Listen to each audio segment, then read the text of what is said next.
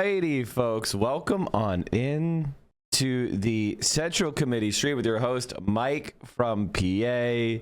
We are live once again. What a beautiful song. Have ourselves a difficult situation, but also interesting to me is more the spin. You know, I gotta tell you, chat, the Illinois results, they don't really bother me that much. They tell me one important thing. Israel knows that they cannot campaign on their issue. The main problem is there are too many flavors of left-winger. There's too many people all egotistically and narcissistically pushing their own brand. That's the problem that I see. And if you want to know why Daniel Biss won because the voters thought he was the progressive candidate. They thought he was the serious progressive candidate. That's why Daniel Biss won. They thought that he was not in favor of the genocide, even though he's an Israeli supporter. He successfully smuggled his liberal Zionism across the finish line. The other fact, that's what happened. AIPAC candidate finished a distant third to a 26-year-old. Illinois' 8th. Why did we lose there? Because we didn't give enough attention. Period. We didn't give enough attention to that race early enough. Junaid was not given enough attention, therefore he didn't have enough money, therefore he couldn't do a negative attack ads on his opponent. He was massively outspent.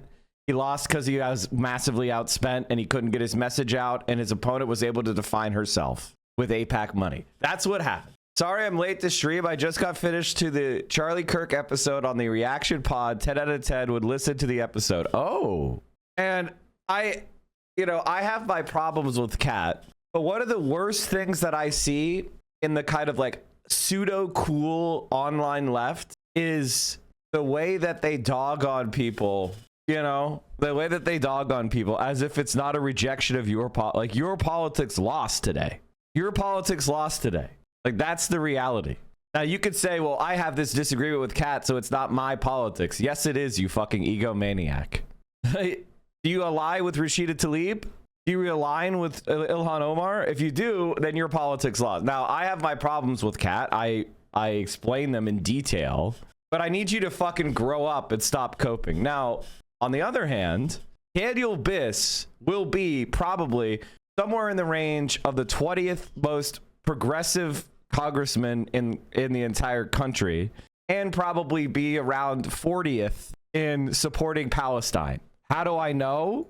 How the fuck do I know that? Now, it's because that's what Jan was. He's basically Jan again. Jan was number 22. She was a sponsor of Raise the Wage Act, a sponsor of Medicare for All, a sponsor of College for All, a sponsor of Block the Bombs Act. The only thing she didn't agree with was recognizing the genocide of Palestine and Gaza. However, if you go to the Palestine tracker, and this is going to really make you sad, but there's a separate Palestine tracker where only 2 people of the country get an A. Now, in the there's also a Palestine pack.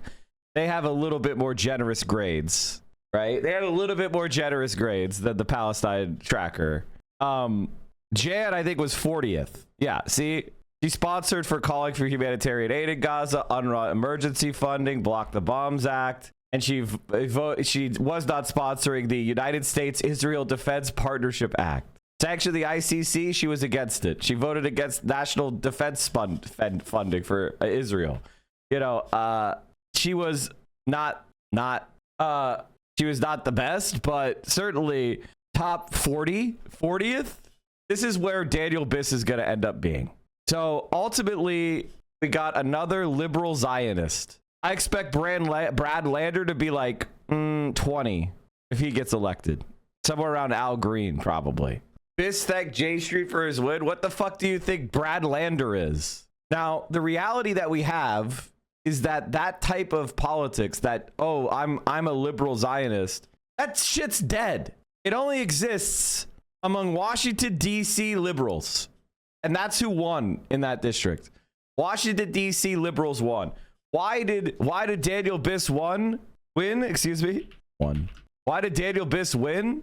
Go to his endorsements. the retiring Congresswoman, Elizabeth Warren, Chua Garcia, who's one of the more left-wing members of Congress, Sierra Club, AFL-CIO, Illinois Federation of Teachers, the Natural Resources Defense Council, Greg Kazar, which is a DSA rep, Pramila Jayapal, and leader of the Congressional Progressive Caucus, Sarah McBride, first trans, Mark Pocan, Bernie Sanders endorser, SEIU, the Congressional Progressive Caucus, one of the most important building trades unions, the IBE Local 134, the Laborers Union, which is probably one of like honest to God, the Carpenters Unions, the Nurses Union. He won because he coded as left wing. I'm sorry, but like, you know, you want to be like, yeah, a J Street, which I'm against. I'm to the left of these people. But if you want to know why Daniel Biss won, it's because he coded as left wing. Period. And he barely pulled it out against a 26-year-old Palestinian woman who called herself a democratic socialist, but didn't run through DSA. If she ran through DSA, she probably gets that extra couple percentage. Progressive Change Campaign Committee. I mean, the Firefighters Union, Ironworkers. I mean, like, look at his endorsements, guys. Haters Union supported him. The Progressive Turnout I mean, like, come on, man. Like, he had organized labor. He had the progressive DC people. He had his building trades unions, which is usually hard for a left-winger to get, by the way. They're usually a little bit more reticent. Basically, he had all the institutional might of the progressive left. I mean, like this, I'm sorry, dude, but like this right here, you want to know why Kat Abu-Ghazaleh lost? DC politicians didn't think she could win.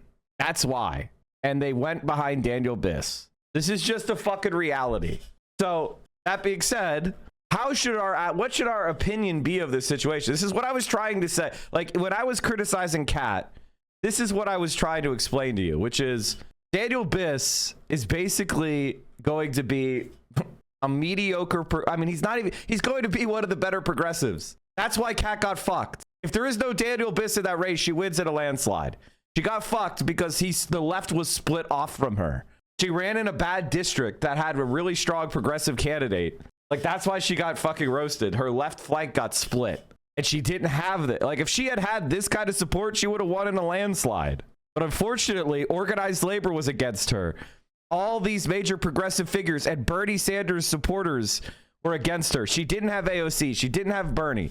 So she didn't have the left. But he had a lot of the more, slightly more like liberal progressive left. The institutional left. The left that's been around for a while. If Kat tried to go through DSA, it would put DSA in a position of having to choose between Kat or Bushra, an actual community member. Kat should engage with DSA. Here's my general feeling about Kat. I feel like, Kat, you are an incredibly talented politician and you have juice and you have motion. The absolute worst thing you could do is get bitter. The absolute worst thing you could do is give up. What you should do is reformulate your strategy. You're now a known entity in Chicago. Find a district in Chicago where you could run, preferably closer to home. Move there well ahead of time and run again, this time challenging a Zionist incumbent. I feel like the main problem with the Kat Abu-Ghazaleh was she ran against Jan. She thought Jan was going to stay in and just be beaten by her. And she would be able to dodge AIPAC because Jan was considered to be generally pro-Palestine. And so AIPAC would not play. That was her plan. And it fucking backfired. If she ran in a different district, she probably would have won. Her problem was she ran in a district that had a very strong... And you know, listen, I'm not complimenting Biss here. I don't particularly like him that much. I want you guys to understand this is analysis, not support. I'm telling you what happened. So I need you to grow the fuck up, right? I need you to be able to look at this and not think that it means that I'm like happy or that he's good or something. This is why she lost. Her left flank was ripped out from underneath her. And all she had was young online people. And she did a great fucking job, by the way. She ran into a candidate that was very hard for her to beat. And it was due to the particularities of that race. I hear you on the establishment endorsement, but she lost because other leftist candidates didn't drop out and endorse her. The left got in the way of the left. Egos are the problem. I'm sorry, but if you're focused on Bushra and not Elizabeth Warren, Chewy Garcia, Tammy Duckworth, who's not a progressive, Jan McBride, Pramila Jayapal, Craig Cesar, Mark Pocan, the SEIU, the entire Congressional Progressive Caucus, the fucking Teamsters, I'm sorry, we have operating engineers, Nurses United, Unite here. We got carpenters, electricians, laborers. You guys don't know what the fuck politics is. Do you understand what this screen? Do you get what I'm showing you here? This is thousands of volunteers. This is an unbelievable muscle of like left-wing people. Like this is not just internet shit. These are guys who show up every day and build houses. And then they showed up on the doors for Daniel Biss. Do you understand that? Guys in hard hats. Like you don't even get it. You don't even get it. The fact that she got so close is a fucking miracle, to be honest with you, and incredibly impressive. These are literal janitors. Janitors left their jobs and went and worked hard for Daniel Biss. Do you get that? Like, that's why she lost. She didn't lose because of Bushra. Like, give me a fucking break, guys. Like, what are we talking about? Like, that's just silly. That's just silly. National Nurses United is probably one of the most left-wing labor unions. They went for Daniel Biss. That's why she lost. She didn't have credibility with the institutions of the left. Period. Now, she did a great job running a campaign. Okay? I want you to understand that. She ran a great... And the thing is, Daniel Biss was a Bernie guy. He's just a fucking Zionist. And Americans are not... They're not figuring this out yet. They haven't gotten it yet. They don't understand the difference between somebody who says, I think Israel has gone too far and committed war crimes, with a person who's like, Israel is a genocidal state. They're not understanding. They didn't get it. They generally thought, well, Biss wants to stop Israel too. They didn't get it. This is the real shit. I mean, Greg K. Cesar is one of the most left-wing people in America who has power. And what did he do? He went with Biss. Pramila Jayapal was one of Bernie Sanders' strongest endorsers and campaigners. I'm sorry, if you're a regular person, how do you know Kat is more of a left-winger than this? We know, we understand, but we're talking about regular people. And you want to know why? They looked at the polling and Biss was ahead. And they said, well, what do you think, Jan? And Jan said, fuck Kat. That's what happened. All the left-wingers in DC who love Jan, this is something that you guys aren't understanding, is you have to understand politics at a deeper level. She's a legend. She's a legend in DC among left-wingers. I mean, like, look at her voting record. Pretty fucking good. Not a lot of red here. She's a fucking legend. And they said, who do you like? And she's like, fuck that Cat. Vote Daniel. I know him. He was a mayor. And they said, Dad, what do you think about Medicare for all? He says, we need Medicare for all. What do you think about ICE? Abolish ICE. They looked at the polling and they were like, do you support Netanyahu? Fuck Netanyahu. Now, you and I get that that's not good enough. You and I get that. But our institutions are not thinking like that yet. We don't have control of them. That's what happened. She got crowded out of her own lane. That was the problem. Is that by running against Jan and Jan dropping out, she pissed off a lot of people in the local area because she was not seen as authentically part of that community.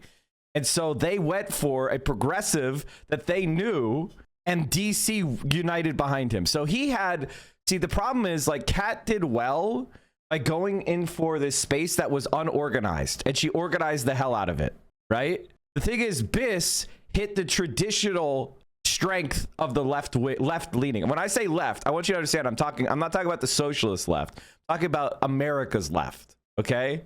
Biss was able to get air cover, and he had a strong, rooted base as a mayor of the largest city or second largest city of the district. My friend in the area called Kat a carpetbagger because she is a carpetbagger.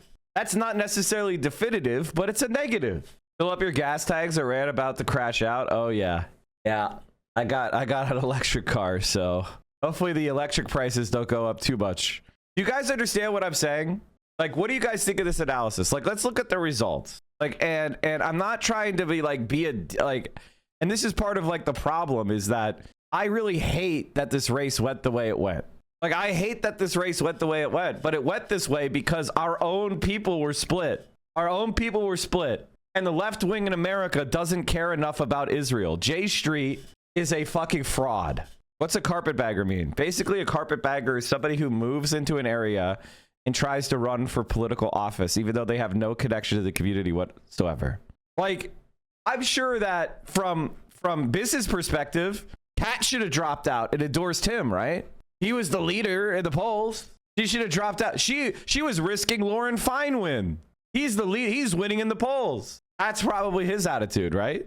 And this is why Bernie said. And if we go and look at Kat's race, or Kat's, you know, listen, I like Kat a lot, but if we go to her endorsements, I mean, internet group. This is a good one. I mean, Alpac is new. She got a nurses union, which is good. If Not Now, which is a pro-Palestine org. Gen Z for Change online. Patriotic Millionaires, which is, I don't want to get into it, but it's a fine group. Illinois Muslim Action Network, which is good, but you know, Progressive Victory online group. Track eight, like, you know, these, like, I'm sorry, but like, come on. She had Ro Khanna, Jamal Bowman, which are good guys. She had Ilhan Omar the day before the election, not even on her website because it happened so late. It's just, this is the difference. This was the difference. And I kind of saw this coming for a while. And I was worried, you know, Daniel Biss was able to, I mean, bro, when the firefighters are endorsing you, you're in good shape. You know what I mean? Like, like when the firefighters are behind a left winger, you're gonna win. Like, that's usually how you could tell, right? Got the fucking bricklayers, bro. By the way, DFA is an old school left wing organization. Indivisible. That's your wine moms. Part of the reason why I think AOC is a good candidate is I feel like AOC could actually get all of these people as well as all of these people. And if you add together Biss and you add together Kat and you add together Bushra, and then you're realizing, oh, this is 65% of the district. People's out there think Greg Cesar is still DSA. He hasn't been since before he was a Congress member. We kicked him out. Please correct the record. I'm sure you did. But he ran. He's typically associated with the left, right? And I said that Kat was going to close to 3.5%, and she's actually inside that. Also, she outperformed. She won. By the way, Kat won the exurbs. She won the rural area. She outperformed her polls, by the way, as I said she would, but not enough. Evanston came for their son. That's really why she lost. Like, I want to tell you something, chat, that this campaign is fucking crazy good. In hindsight, for both Kat and Bushra, what strategy would you recommend? I mean, for me, if Bushra had dropped out and endorsed Kat, probably about 3,000 of her votes would have went to Kat. So not enough. And I would say like 1,000 would have went to Daniel Biss. Somewhere in the range of that. So it would have probably not been quite enough. You can't just go like 6,000 plus. Like, that's not how people work. All right, Daniel Biss said this. God, this is so stupid. God, he's such a fucking dummy. I really hate Elizabeth Warren, man. I really hate if you want to know why the left sucks in America, it's because of Elizabeth fucking Warren and these dumb fucks. These dumb fucks are so bad at this. It's crazy. Like Elizabeth Warren is still butthurt over Bernie Sanders becoming the country's leading left winger. She's just garbage, man. God, she fucking sucks. Here's what you need to understand about this campaign.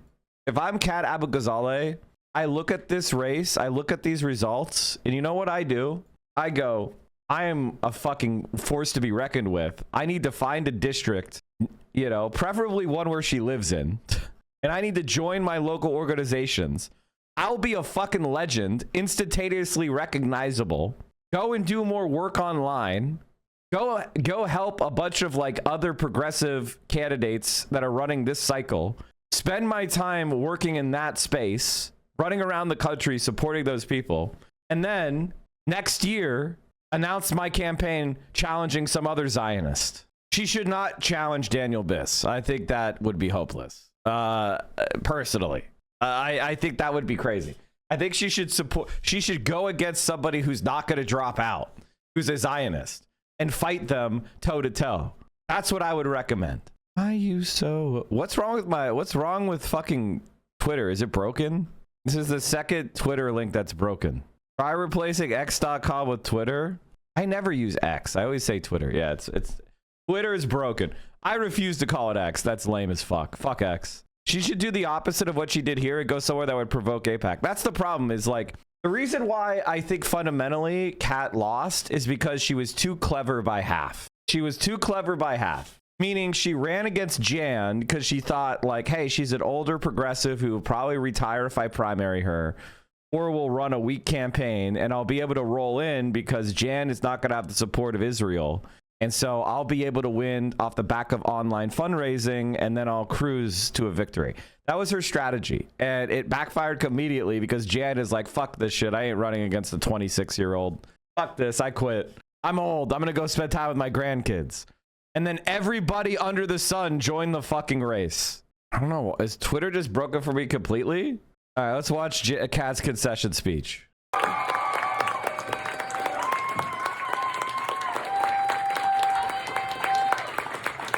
Hey everyone, I don't know if you heard, but we didn't win, and it really fucking sucks.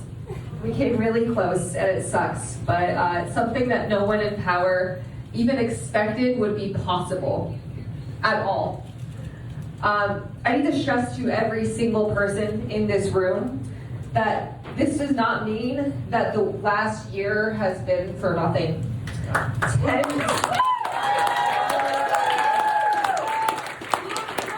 Tens of thousands of people powered this campaign, knocking doors, making calls, donating what they could. We fed and clothed thousands of people across the 9th District. We forced our opponents to the left and to be more aggressive against this administration. Right. We did all of this together from the ground up with everything against us.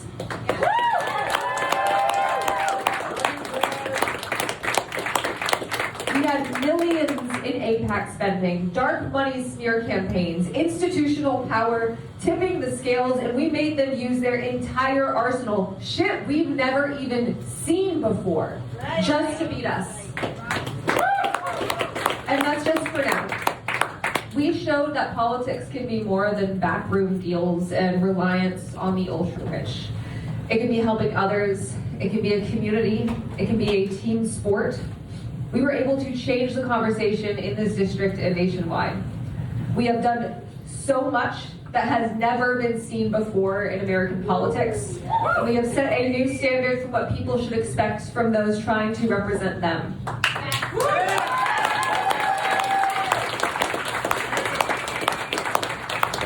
I am so incredibly proud of what we built together, and deeply grateful to every single person who believed in this campaign, especially my staff. I'm not going to go further than that because I will cry, because I love every single one of them so much. Shout out to our staff, please.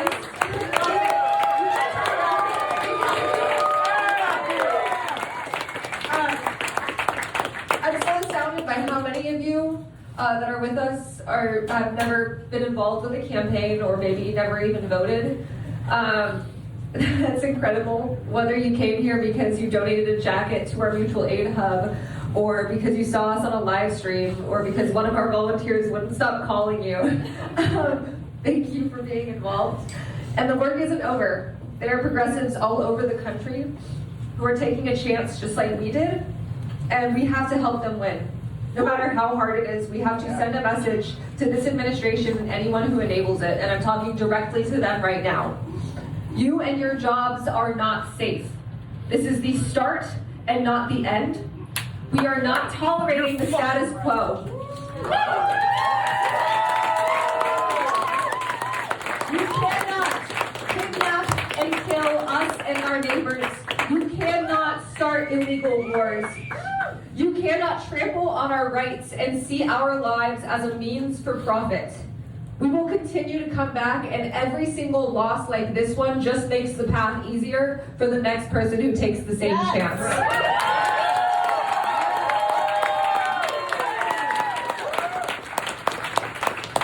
We are not done, and I am not going anywhere. When I said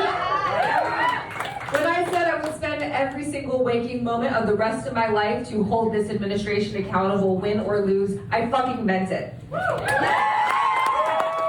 I know all of you do too. So thank you for supporting us. I'm sorry that this sucks, but fuck Trump, fuck ICE, free Palestine, and I love you all.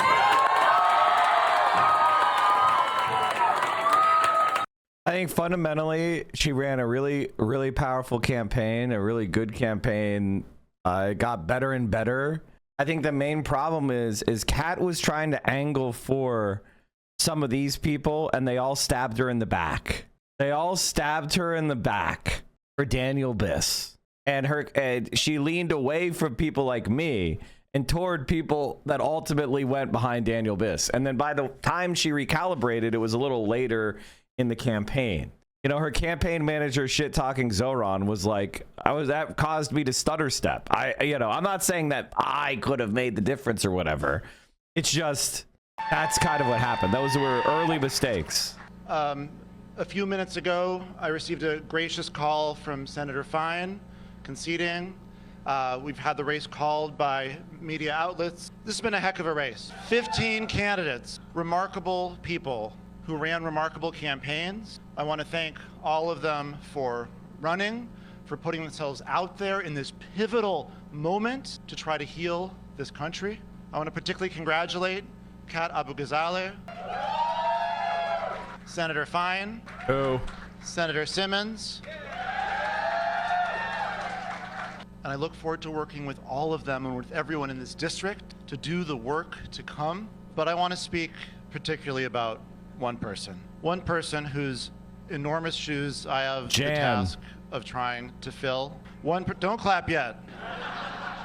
Don't clap yet. One person who has been a political hero of mine since before I ever thought to run for office. One person who has been the conscience of our district and the conscience of the Congress for her 14 terms of service. One person who, every time she calls me, I get a little nervous.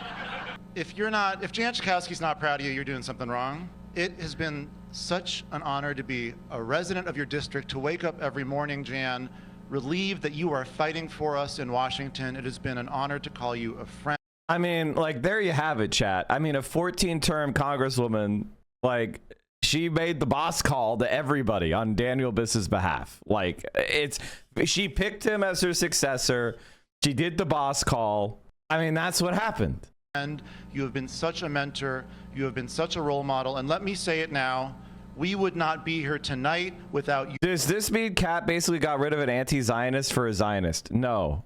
Both Jan and Daniel Biss are pretty much the same on Israel, which is they really think Benjamin Netanyahu is a bad guy. They have the Bernie Sanders take, basically. That's the contradiction that we have. They have the Bernie Sanders take. They have the Elizabeth Warren take, which is, ooh, Israel's committing some crimes out there. Benjamin Netanyahu is an evil man. They don't have the Israel itself is structurally unacceptable. They're like, we should have a two-state solution. That's who these people are. Now, for the longest time, this was the most left-wing position. Wanting Palestinians to have a state was the left-wing position in America. That's how bad it was. But this politics died with October 7th. It's not realistic. It's just blathering. Israelis support genocide. Israel is annexing the West Bank. Israel is taking chunks off of Syria, off of Lebanon, off of Gaza. There is no two-state solution. There is no liberal Zionism. It is destroyed. It's gone. It doesn't exist. It's made up. So they're fantasizing about an Israel that is not real in any way. It is a politics that is bankrupt. It's a politics of 1990. Your support in this race. Thank you, Jan Schakowsky.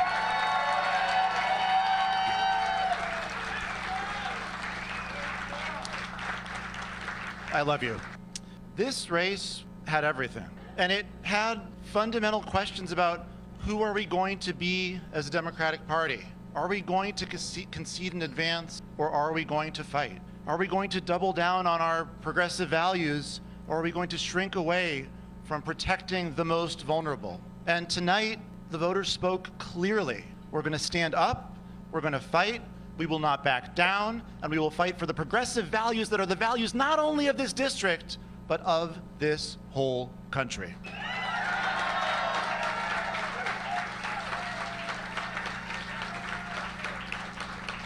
And there's a lot to fight for an economy that works for everyone, where instead of the wealthy stuffing their pockets at the expense of the rest of us, we have housing that's affordable for all, childcare that's accessible to all, healthcare that's available to all, a tax code that actually works for today's economy and asks the wealthiest to pay their fair share, and a situation where, when things get better, in the aggregate, they get better for all of us. And we know why that's not happening right now. It's not a mystery, it's not a coincidence. It's because those with money have too much political power, and they use that political power to rig the system for themselves. It is time for Congress that asserts its power, that acts as a check on not only this administration, but the wealthy that have a stranglehold on our politics in America.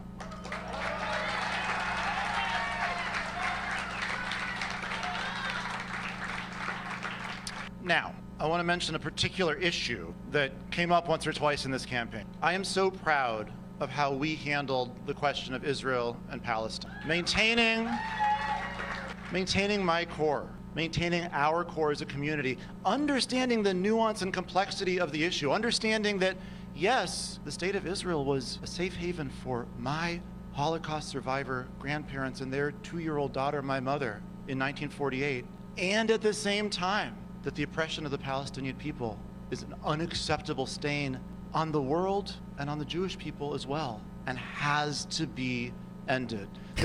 This is normie. This is like normie catnip.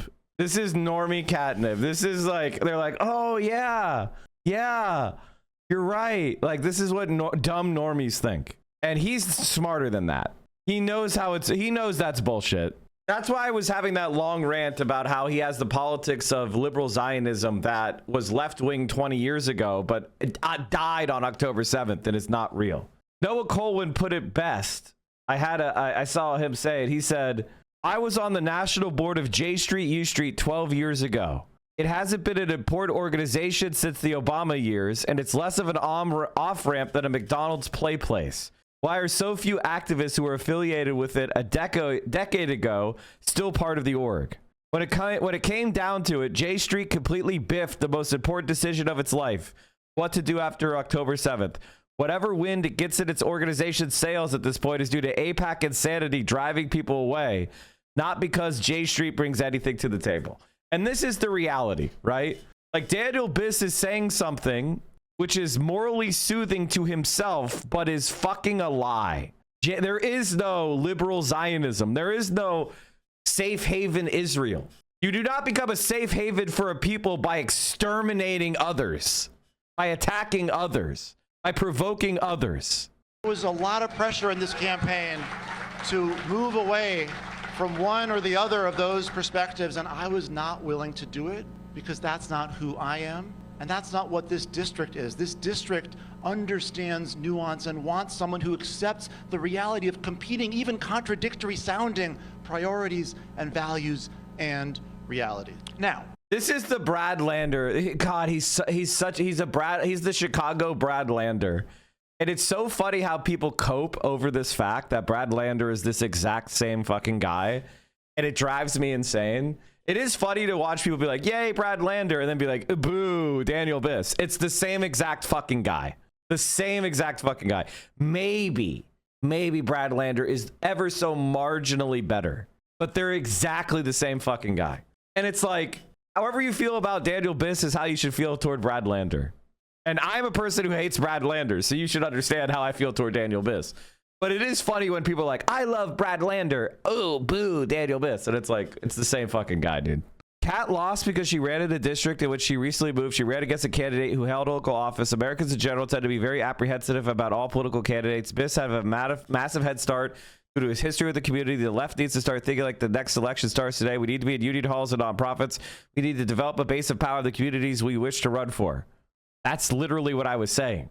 And Daniel Biss has the support of the institutional left. AFL-CIO, Sierra Club, League of Conservation Voters, the Illinois Federation of Teachers, the National Resource Defense Council, the Congressional Progressive Caucus, Greg Cesar, Pramila Jayapal, Mark Pocan, Chris DeLuzio, the SEIU, the Progressive Caucus, Chicago Federation of Labor, the electricians, the laborers, the carpenters, the operating engineers, National Nurses United, Chase Street, Jesus fucking Christ. Like, this is why he won. This is why he won. He had so many left-wing figures in Chicago and trade unions. He had the wine moms. He had Indivisible. He had DFA. If you don't know what that is, that's fine. It's not that important. They are old school progressive orgs, okay? Like, that's why he won, is because he was integrated to the community, and then he had air cover. So he had a base, he had a track record, and then he had air cover. And so if you were like, I want to vote for the progressive who can win, a lot of people looked at the polls and said he's the progressive that could win. If they're not, you know, young. If they're young and they understand that his position on Israel is completely insane, this is why he was able to pull it off. Nate Silver says this is the defeat for the online left. She lost by 3%. She just moved there. She was 26 years old. And her job was being online poster. How the fuck is this a defeat for the left? This guy is running on Medicare for all, Green New Deal, fucking, like, what are we even saying? Every single left-wing domestic policy he's fully up the ass of because she's even better than him. That's a defeat for the left. Abolish ICE. Like, come on, what are we doing here? The reality is the progressive vote was split between Biss and Abu Ghazaleh because the institutional progressives of DC intervened in this race and supported him. That's why he won. If the DC people had stayed neutral, if the DC left had not involved themselves, he would have lost to her. Jan was a kingmaker. She was the incumbent, 14-term incumbent, 28 years. She had a lot of fucking connections, and she put them all to work for Daniel Biss. Like, Kat's, like, that's the thing. People are so binary in their idiotic fucking takes, and it pisses me the fuck off. It's not a binary outcome. It is, you had a guy running under the progressive banner, running against someone else running under the progressive banner that then decided to move left because her lane got crowded. That's what happened with Kat. Kat did not run as a democratic socialist, you know, out of the gate.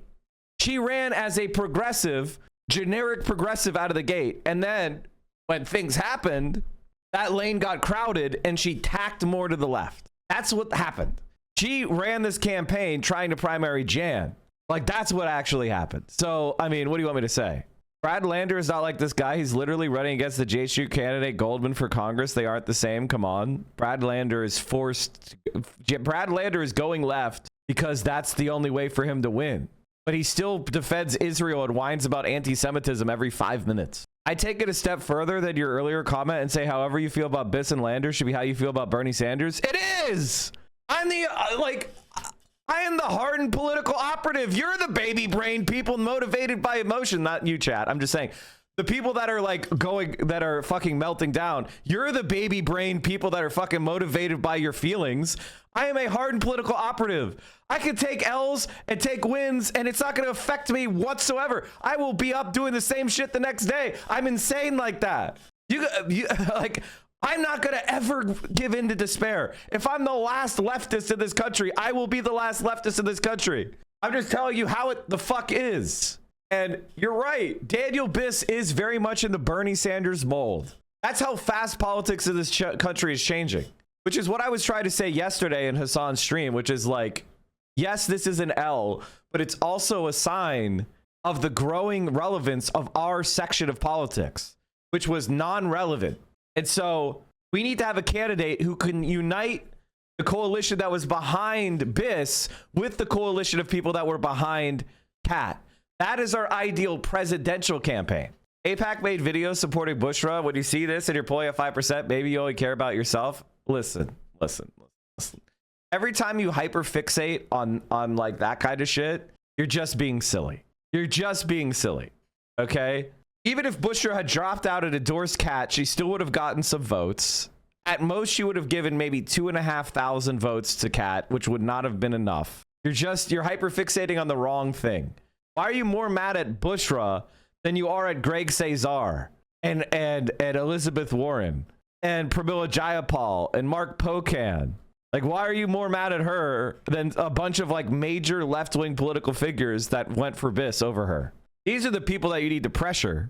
That point of view is not the point of view of AIPAC. AIPAC that spent an unbelievable amount of money, over $7 million, to try to buy this, to support the idea that we can't accept nuance, that we can't accept the reality of competing narratives, that we can't fight for justice for all, that we can't accept the very Jewish value that there is equal sacred dignity in every single life, and that every person has equal rights to self-determination and to justice. My friends, I'm going to go to Congress and fight for that very basic principle of self-determination and justice for every single human being who lives in the Middle East and anywhere else on this planet.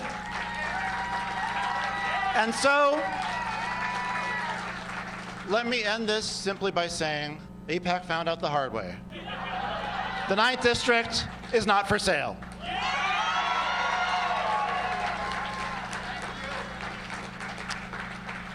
So enough about AIPAC. May tonight be the last time I utter their name. This victory belongs to J Street. And thank you to my friends at J Street who fought tooth and nail against unspeakable odds for that point of view that represents the mainstream in this district and the mainstream of the Jewish community. I think one of the things that we could say, you know, looking at this race with clear eyes, there is a contradiction at the heart of the progressive movement where that kind of shit is tolerated by the likes of Elizabeth Warren, Bernie Sanders, etc., etc., etc.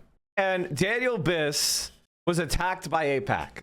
You know, now that the race is over, we could, you know, I didn't want to muddy the waters during the campaign by explaining this. Daniel Biss was attacked by AIPAC quite a lot because they want a hardline pro-Israel person. They don't want anybody that might vote against them about anything.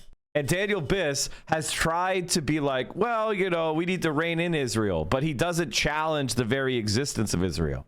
And so he was attacked by AIPAC. That's a reality. Okay. But his position is dumb as fuck. His position doesn't make any sense. The windows for electoralism as an avenue for change seem to be disappearing. Silly. Very silly. Very, very silly. As I said before, like, you know, I think one of the things that happens is when you're a little bit emotional and you're a little bit childish, it's very tough to take an L. It's very, very tough to take an L and feel like you can go on. But that is the first lesson you need to learn. The very, very first lesson you need to learn is toughen up, Buttercup. Kat Abu-Ghazaleh moved across the country to Chicago, launched a campaign immediately, had absolutely no connection to the district whatsoever, and she's going to end up losing by less than 4,000 votes. She's only down 3.3%. She outperformed the AIPAC candidate that got $10 million fucking dollars by 6%. A better candidate easily could have won. Now, I'm not saying Kat was a bad candidate. I think that Kat was a good candidate in a bad district for her. And I think a lot of that is her fault for doing a poor job picking a district to run in. Now, 7,000 votes are outstanding and she's down by 4,000. And there's just no way she's not gonna make it up, chat. She'll probably continue to narrow it, but she's not going to. I don't think there's any place in the district where she got 70% of the vote. So there's just no way that that's happening. This is fine. Biss is a W. I don't agree with that. Here's what I mean by that. I think that Biss is the status quo in that district. This is the status quo of that district, which is good for the average Democrat, but an L for our movement. We need to be able to win some of these races in order to put pressure on Democrats. And a close defeat, while mathematically is significant, psychologically it's not. You know, Psychologically, it's not. People, you know, if Kat Abou-Ghazaleh had won by 3%, then everybody would be beating their chest about how we're going to win every race. And it's like, no, you don't think the individual particularities of this district can account for 3% of a vote? Then you're crazy. Do you think BIS could be swayed to be more progressive on Palestine? Depends on what you mean by more progressive. I'm so tired of Zionists, man. I'm so tired of Zionists, man. Holy shit, it's so fucking annoying, man. I like Kat, but she was not a good candidate. Leaving the Taiwan stuff behind, she was very vulnerable on foreign policy because she did not have a developed opinion on it. In a few years, she'd be a force to be reckoned with. I actually disagree with you. I think that Kat's problem is that because she was young, she was so eager to create a bigger and bigger platform, which was a mistake. And she ultimately spoke outside of where her base was, and she ultimately created problems for herself by talking too much. I think that it's the opposite. Is she was like trying to create some sort of debate pervert, perfectly unassailable, consistent take. And it's like, that's not how foreign policy is. Foreign policy is contingent.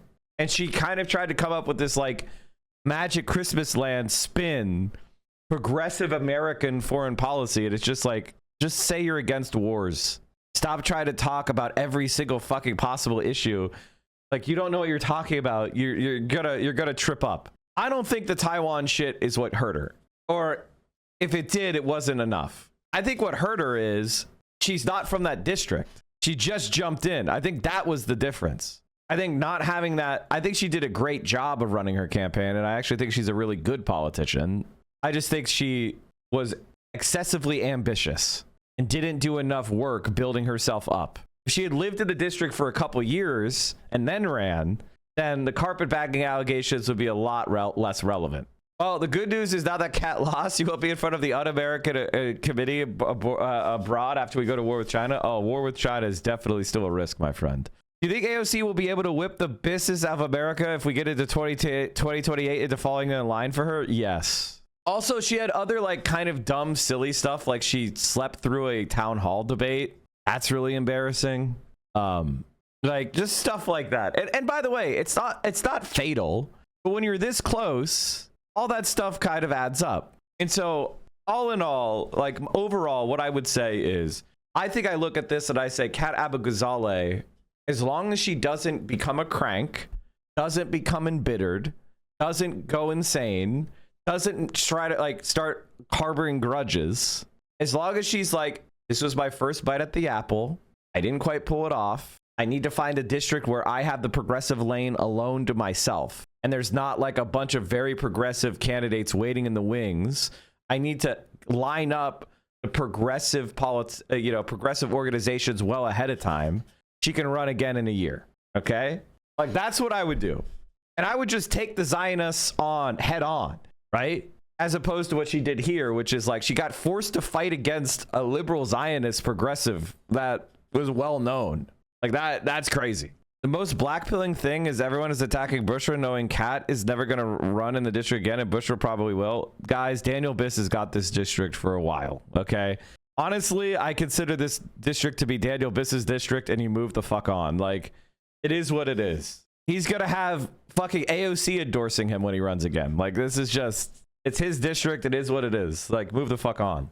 Mike, if you don't think we should run against him, what are we doing? That's actually a very good question. Kat Abou-Ghazaleh primaried the 22nd most progressive member of Congress. There's an 81.8% score on my congressional left tracker of all their votes, or the spreadsheet that I use to make, it's not my spreadsheet, but the spreadsheet that we use to evaluate someone's how left-wing they are. I don't think losing my shit and focusing on primarying people that are the 20th most left wing is a good use of our time. How about we go primary like, I don't know, Eric Sorensen, who has a 36. How about we focus about primarying Nikki Budzinski, who has a 44. How about we try to primary Brad Schneider, who has a 43? You know, that's all I'm saying. I'm just saying, can we pick our targets better? Right now, I'm supporting Oliver Larkin. He has the progressive lane all alone. He's running through DSA, and he's running against Jared Moskowitz, who has a 37% left-wing score and a 0% on Palestine. Is this a public spreadsheet? Yeah, of course. Here you go. I'm trying to get Hassan to look at this in the future. It also has the Senate. Before you say someone's cool, before you go like, oh, John Ossoff, I love that guy, recognize that he's got a 24% left-wing voting record. That's really bad. Hassan doesn't have spreadsheet autism. I'm just trying to make things more objective, okay? I'm trying to get us to understand the difference between an AOC who has a 97.1 or 97 and Ilhan Omar has a 97.1. So if you're like, I love Ilhan Omar, fuck AOC, you're batshit crazy.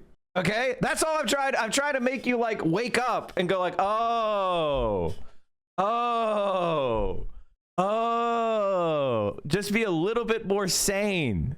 And I think the main problem that we have on the left, and if I try to explain it, in the clearest way possible, the main problem we have on the left is that we're excessively focused on personalities. It's something that I experience in my life a lot, is people will like go feral attacking me and then be like, I love Hassan Piker. I'm a Hassan Piker super fan. It's like, Hassan and I agree on everything, you dumb fuck. How are you hating me? Like, that doesn't make sense. You're insane. You could say, he's not my cup of tea. I prefer Hassan. That's called being normal. You're allowed to be like, Mike's style is, I don't like Mike's style. That's fine. But you're spending your time trashing me? That's batshit crazy. As is loving Ilhan Omar and spending your time bashing AOC. That's fucking nuts. 0.1% difference. Summer Lee, 0.7% different. You're like, Mike, fuck Summer Lee and Ilhan Omar. I only like Rashida Tlaib. She's 1.9% better than AOC. Oh, wow. Okay. Thanks, man. You really got me. It's because you hurt their feelings. I know. That's why I'm bringing up the spreadsheet, because the spreadsheet is something you can look at and go like, huh, only 10% of Democrats support the Recognize the Genocide of Palestinians in Gaza bill. That's about 20 people. That's probably something we should pay attention to, huh? Does the spreadsheet account for vibes? Oh, speaking of that, I want to shout out, I tried to get Hassan to shout him out, but Chuy Garcia, the 10th most progressive Congress member, pulled a rat fuck of the century. And he's a king, and I love him so much. He dropped out at the last minute from running for Congress, and he got his chief of staff, Patty Garcia, to win unopposed. So we got another lefty in office unopposed, because he didn't announce he wasn't going to run again until the day before the election. So she's the only one who filed her petitions. So she won. What a fucking king. What a fucking king. And then, unfortunately, Chewy endorsed this, which is a bummer. But I told you, that's the problem. Like, if you guys want to understand, like, what... And so, by the way, Chuy Garcia, he got the person he endorsed in Illinois 9 to win, and he got the person he wanted to win in Illinois 4, which is another progressive, right? So Chuy Garcia is, like, slicing and dicing through D.C., and maybe we should be listening to him a little bit, you know? I think in general, like, I don't think you should catastrophize about Daniel Biss. I think you should recognize that, if anything, that election tells you that we're winning and we're doing really well. Like, the left, if you look at this election and then you go, wait a minute, let's add the left together. Okay, 29.4 plus 26.1, so that's 55%. Then add Bushra, that's 60-some%. And you're like, oh, in a Democratic primary for president, a strong left-wing candidate that can unite all of the left is getting a big majority. Might be something to think about for 2028. That's part of the reason why I'm trying to get people to be more sane toward AOC. AOC is our candidate. Remember, 97% voting record with the left. Oh, I'm sorry. She's got an 88 with or 86 of the Palestine tracker, which puts her at number 5. She's number 4 if you look at all of the history of all of her votes, right? AOC is the nominee, and she's able to unite all of the left. That means she's going to get 60% of the vote in the primary, and she'll win. And then we'll have the president telling all the Democrats to be more left-wing, thereby making the Democratic Party more amenable to our types of campaigns. And if AOC wants to be a leader, which, you know, waiting to see if that happens, more of our candidates like Kat will win. I bet you there will be a Liz Warren type in the race. I'm sorry, But part of the reason why Liz Warren was such a good foil is she's actually popular, or she was. She actually had a lot of clout on the MSNBC liberal people. Whereas, who are you proposing is going to be the Elizabeth Warren of 2028? Pete Buttigieg, I guess. A lot of leftists are pissed about Chuy Garcia's move. They wanted to vote for a DSA endorsed candidate in the district. All right, let me just explain something to you guys. If you're mad at Chuy Garcia, how the fuck didn't you know his campaign manager, his chief of staff rather, was getting petition signatures? How disconnected are you from the community that you don't know she's walking around and getting thousands of fucking signatures? You don't have anybody that lives in the community that goes, hey, they knocked on my door and they got signatures for this candidate. Who is she? So it's not like you just do that secretly. You have to go around and get thousands of fucking signatures. Why don't you have your ear to the fucking ground? So I'm sorry, not sorry. I don't give a fuck. If you wanted to run in a district, run in the fucking district. Don't be a whiny bitch that you didn't get the heads up that he was dropping out. If you wanted to challenge him, go challenge him. So ultimately, get your head on straight. It's not, I mean, listen, what I'm really more mad about is the Junaid race. That's the one that sucks dick. But that's a good target for next time.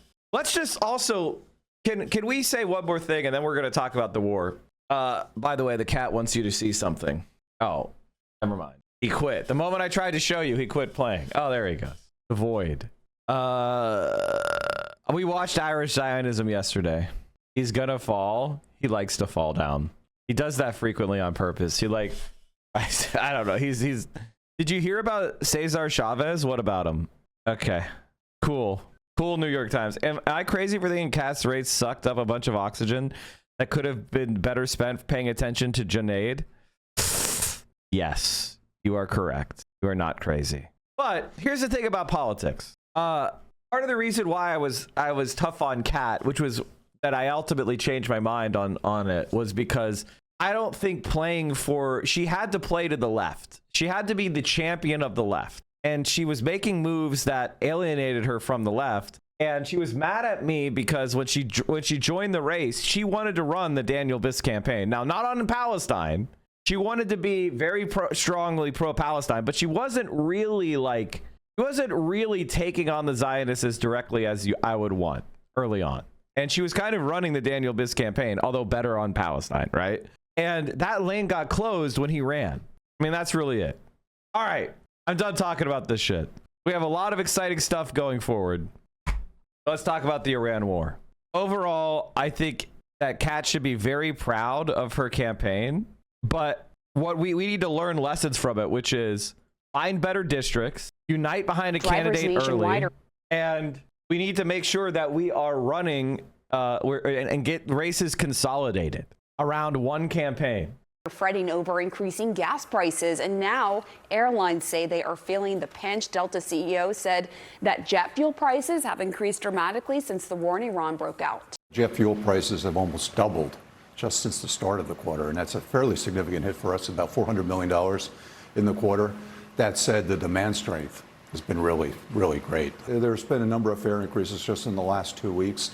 The industry, Delta's brand is really strong. And so when you have that level of resiliency, you have that strength of pull for demand, customers understand if fuel prices are up, you need. By the way, chat, we're going to be talking about more of those people. Thank you so much, Captain Carl. Don't worry. We're going to be talking more about those people. This next Thursday, I'm going to have Hartzell Gray on, who's running in Missouri's 4th. Who was recommended to me by Oliver Larkin. So we're going to have him on. I was going to have him tomorrow, but I'm having the Cuban ambassador on today, or the Cuban attaché today.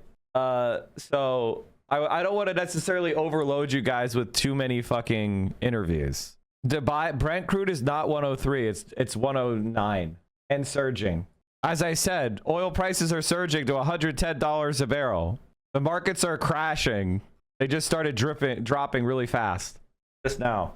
I mean, crash, it's only down 1%, but you get my point. Like, the markets are not liking it. Oil prices top 108 on report Israel bomb natural gas infrastructure in Iran. Fill your tanks, guys. If you have any, I would fill all the tanks of all the cars you have. I would go and fill any gas cans you have and get some gas stabilizers. And yeah, not looking good. If you're considering buying a new vehicle, I would look for a used EV. They're gonna skyrocket in price. An inflation reading just came out. Oh no.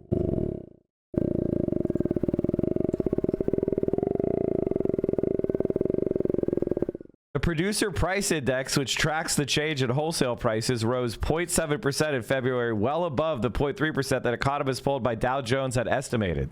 The report shows that inflation was already in a precarious spot prior to the Iran war breaking out, an event that has heightened stagflation fears amid rising oil prices. A hotter than expected number is specific to tariffs, Todd Schoenberger, CIO at Crosscheck Management, said, noting that metals, industrial inputs, and manufacturing costs are all seeing higher prices. This is a structural inflation, not temporary, and it's likely going to impact monetary policy deep into the third quarter. Add in the hotter energy prices we've seen since the Iran war began, which have yet to show in these reports, and Wall Street is bracing for rapidly rising prices that will clearly flow down to the consumer level. How are bonds doing? Oh, Lord. It's a cost doing business. It's incumbent upon us to figure out ways to recover that.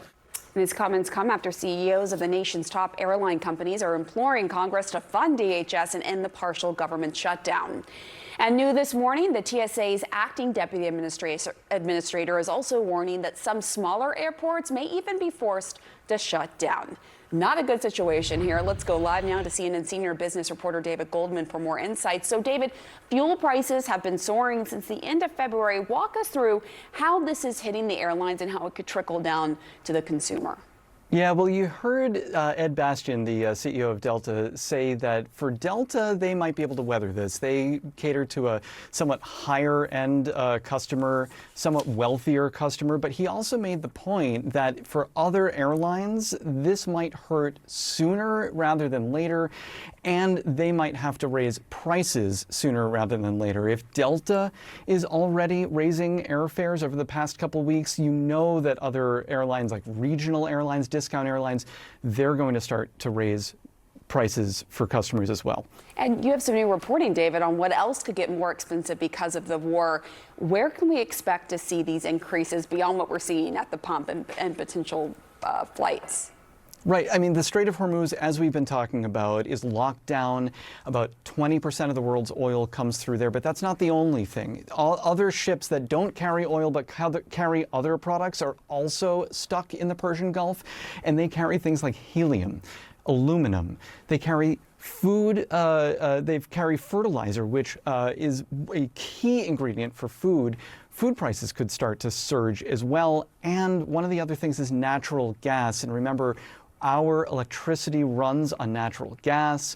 One of the big power sucks is AI right now, and natural gas powers that. So all of that could compound and make prices a lot more expensive for people. Jet fuel prices have doubled, he said, since the war on Iran began. What kind of pressure is this putting on the industry? Oh, yeah, no, there's no doubt it's pressure. I mean, the hope is that the jet fuel prices, the increase that you're going to see, jet fuel is about 25% of the cost of putting an airplane in there on the operation. So it's a very large amount considering the overall operation. So when that doubles, unfortunately, you're going to see ticket prices go up. The good news is this. Ticket prices, domestic airfares, are as low as they've ever been, right? Even before this increase on jet fuel. So it's more affordable than ever be. Oh, yeah. Oh, domestic air travel has gone down 3% since 2019. Nothing else in America has dropped 3% in average price since 2019. Everything else is up 30%. So, yes. Yeah, because oil was cheap, dumb fuck. Now it's not, dummy. Chris, now oil is doubled in price. It's not going to go down. When oil was fucking $45 a barrel, then yeah, flying in a jet was cheap. But now, I mean, it's going to go off it's going to skyrocket, man. This is a spike. We want it to be temporary until you secure the Strait of Hormuz. We're really not going to get there. Hopefully that gets done in the next 45 days, and any sort of price increases are temporary bumps. We're seeing a lot of people booking into the summer right now. So that's a very positive thing. But yeah, if this issue in Iran were to go beyond Memorial Day or something like that, then the way I put it is the pricing would get a little stickier, right? You'd probably see it last not just through the summer, but maybe even into the fall. So everybody understands, whether it's shipping a product to a grocery store or paying the jet fuel prices on an airline, America needs to see the resolution in the next couple months here in Iran. Let's get some expert perspective on what's ahead here. Patrick DeHaan is with us now. He's the head of petroleum analysis analysis at Gas Buddy.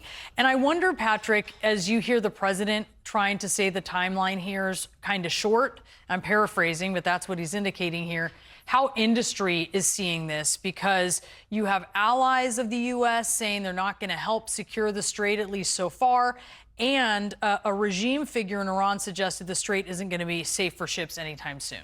Yeah, I don't think we've rounded the corner yet. This remains an active issue that will likely continue pushing oil prices up until there is clarity. Actions speak louder than words. Until we physically see ships transiting through with their ADS transponders on, the market is not going to view this as sufficient, no matter what the lip service may be. Until we physically see those oil tankers and other ships going through the strait, we're going to continue to see this massive disruption. I mean, it's basically one of the largest ever in terms of this waterway, the strait being the most vital waterway to the global oil markets. 20 million barrels a day essentially stuck. Not being able to transit through the Strait of Hormuz is having a massive impact on global markets. And it's not just oil, it's fertilizers, petrochemicals, and of oil, it's not just oil, it's what we're all paying for at the pump. The national average now $1 a gallon higher than where it was just over a month ago. Diesel prices reaching $5 a gallon for the first time since 2022. And that's the hidden tax on consumers. Not only are consumers digging deeper to fill their tanks up, but the next time they go to the grocery store, the next time they bid out a construction project, the next time they... Look at that. Look at that. People were starting to get worried about the Iran war, so it rose a bit, and then blank, and it has been going straight the fuck up. Jesus Christ. Now, you know, as a left-winger who believes in climate change, that puts us in a tough spot because Americans rely on their cars to get around, even poor Americans. So when gas prices go up, it means that a lot of people are going to struggle to make ends meet, right? It is a serious economic concern for Americans because we don't have public transit. We don't have a decent walkable cities. We don't have good ways to substitute, right? We prevent Chinese EVs from coming to this country. We've done everything we can to defeat renewable energy. I mean, Donald Trump, it's almost breathtaking how bad of a president he really is. If you care about America, like just the generic interests of the United States, he has made us poorer, more vulnerable, sicker, destroyed institutions' reliability, made us a laughingstock worldwide, strained alliances like the American empire. He is neuro. He's burning down the city and fiddling. It's crazy how it effective. Like, if you're an anti-imperialist, JD Pandan is really fucking this shit up. Gas stations are rolling to summer blends, which are 30% more expensive on top of the oil price increases. It's going to go up quick. Yeah, don't they need heavier blends during the summer because the ambient air causes gasoline to expand? Or do they need lighter blends, which are more expensive? Yeah. They buy food, they may see a higher price because all of that trickle down of this huge jump. Isn't Los Angeles like having a heat wave right now? Like a record heat wave? Southern California shatters record highs as region continues to bake. Guys, I think global warming might be real. It's fucking March. We got the March heat wave. Is going to impact them. And by the way, the numbers this morning, Gas Buddy now seeing this is the largest 14-day spike in the price of diesel, even beyond what we saw in 2022. That's significant. And you mentioned those other kind of knock-on costs, right?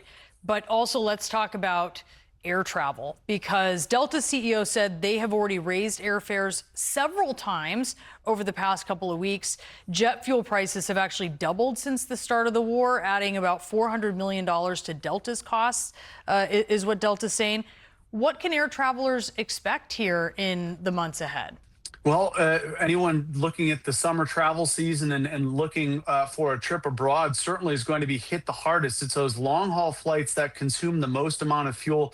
I already compared an airfare I had booked prior to this to Europe late in the summer after the shoulder season, and it's 21% higher. Airlines have no choice. It's either their financial future or they pass these increases along. So, certainly going to be a major hit to any summer travel.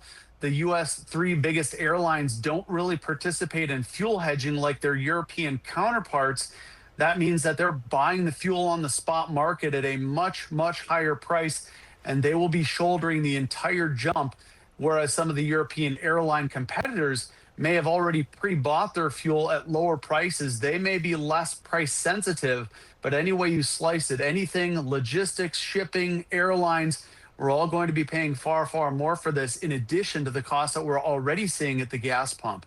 And Patrick, Iran is threatening U.S. naval facilities in the Red Sea, which is home to several Saudi ports that handle oil exports. They've been increasing their exports from that coast, sort of as compensation here.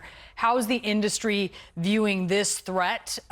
Do they think it is real? Are they preparing for this? Well, I think it's something you have to prepare for at this point, although the first attack would certainly be the most shocking if they go through with this. As you mentioned, oil shipments have been rerouted into the Red Sea. Saudi Arabia, one of the world's largest oil producers, having the east-west pipeline essentially connecting the Persian Gulf to the Red Sea, and that is now a lifeline to at least reduce the potential impact of the block that we're seeing in the Strait of Hormuz. So to see something like that would be a major escalation, and I would have to think that the Saudis would act if this is something that's carried out. And Iran's Karg Island, that could be a significant source of leverage to combat this Strait of Hormuz issue. The president said yesterday the U.S. has literally destroyed everything on Karg Island, except, he said, the tubes, I think he said, or the pipes, the island's oil facilities, he meant. He left the door open to targeting those as well. What happens if those facilities get hit? If they do get hit, Iran has nothing to lose but continue attacking and creating chaos in the Strait. So the president would be escalating the situation because we know it would likely draw an Iranian response. I mean, this is where the majority of Iran's oil flows out to the market. And attacking this would likely surely destabilize the price of oil for not weeks, but potentially months beyond this. Iran will have a long memory and certainly will go after U.S. assets and the price of oil indiscriminately. And that could certainly escalate this to impacting gasoline, diesel, and jet fuel prices for a far longer period of time. At that point, I would think that records could be set in the U.S. If the U.S. does carry out an attack on that island. It could send gasoline, diesel, and jet fuel prices to potentially all-time record highs, along with the price of oil certainly could get close to those record highs as well. It's an ominous thought there. Patrick DeHaan, thank you so much for your analysis. I'm hearing words of a new rounds of strikes at Tel Aviv.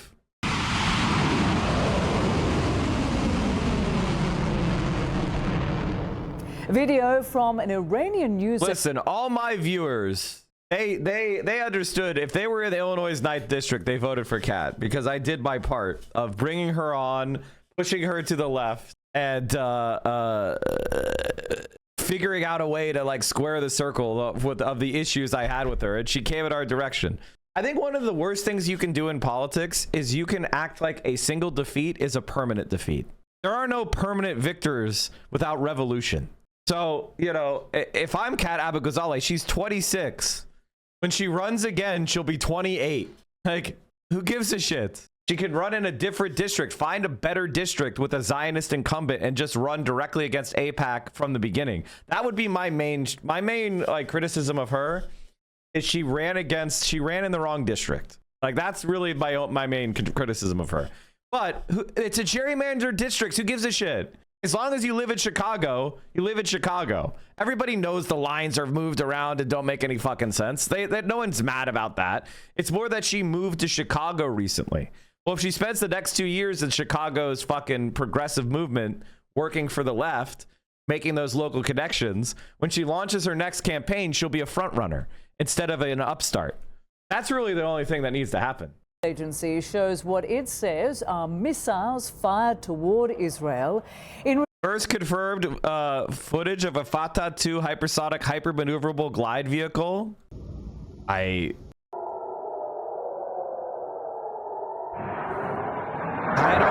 honest to God, chat, I can't tell you if these are reliable videos. Like, it's just no way for me to know, right? Like, maybe?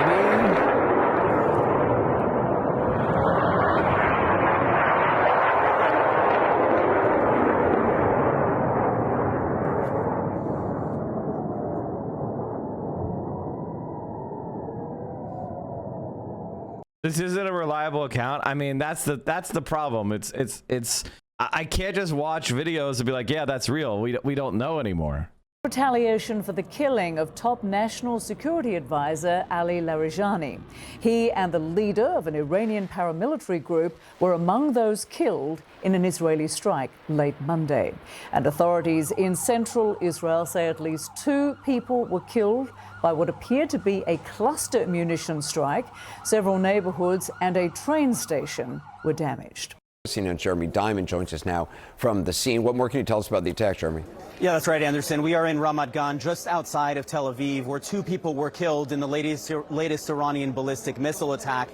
This is as a result of what appear to be cluster munitions that Iran has increasingly been outfitting to the warheads of its ballistic missiles. And at this scene, one of those smaller bomblets appears to have made a direct impact. I want to pan up here to that balcony that you may be able to see that is destroyed there. Part of that apartment as well suffered a serious blow. 2 people, apparently in their 70s, an elderly couple, were killed by the blast. Paramedics said that they arrived on the scene and found them both unconscious without any sign of life and pronounced them dead at the scene. They did not make it into a bomb shelter as those air raid sirens sounded. But Anderson, this is just one of what appear to be multiple impacts across the Tel Aviv area. We've seen videos in neighboring communities outside of Tel Aviv as well. We also saw one of Tel Aviv's train stations that appears to have been hit by one of those cluster submunitions. And from the videos that we saw earlier tonight of that ballistic missile coming in, this appears to be a larger variety of Iran's ballistic missile. They have something called the Khorramshahr in their arsenal that can deploy up to 80 of these cluster submunitions, as opposed to the normal 24 bomblets that we've been seeing with the missiles that they traditionally use in their attacks here. And this brings the total now of people killed in Israel due to Iran's attacks to 14, and Iran showing once again that despite the fact that some 70% of their ballistic missile launchers have been destroyed, their air defense capacities obliterated, so much of their military infrastructure devastated, they are still showing capacities to exert a price on both the U.S. and Israel, and here getting through Israel's air defenses, and in this instance tonight, killing 2 people. Anderson? Has the pace of, I assume the pace of incoming Iranian attacks has certainly slowed since the start of this. Have they decreased much in recent days? There hasn't been a huge change in recent days, but we've been seeing, multiple ballistic missile barrages fired at Israel. What has changed is the number of missiles. We're sometimes seeing just single ballistic missiles being fired by Iran, but again, they're outfitting many of those missiles with these cluster munitions that can deliver smaller impacts across a wide area, as much as 7 or 8 miles in certain instances. We're also seeing Iran increasingly coordinating its attacks with Hezbollah, which today alone fired dozens of rockets in a single barrage towards northern Israel. Sometimes Iran and Hezbollah firing their rockets and missiles at the same time to try and overwhelm Israel's air defenses. We're certainly not seeing the kinds of impacts in Israel from direct hits of those larger warheads on the ballistic missiles from Iran, likely because they don't have the capacity to fire such large barrages so that one of those missiles perhaps makes it through, and instead they're resorting to these cluster munitions, which, again, if people stay in their shelters, are likely not going to be deadly. Those shelters do protect quite well against what is a relatively small explosive here.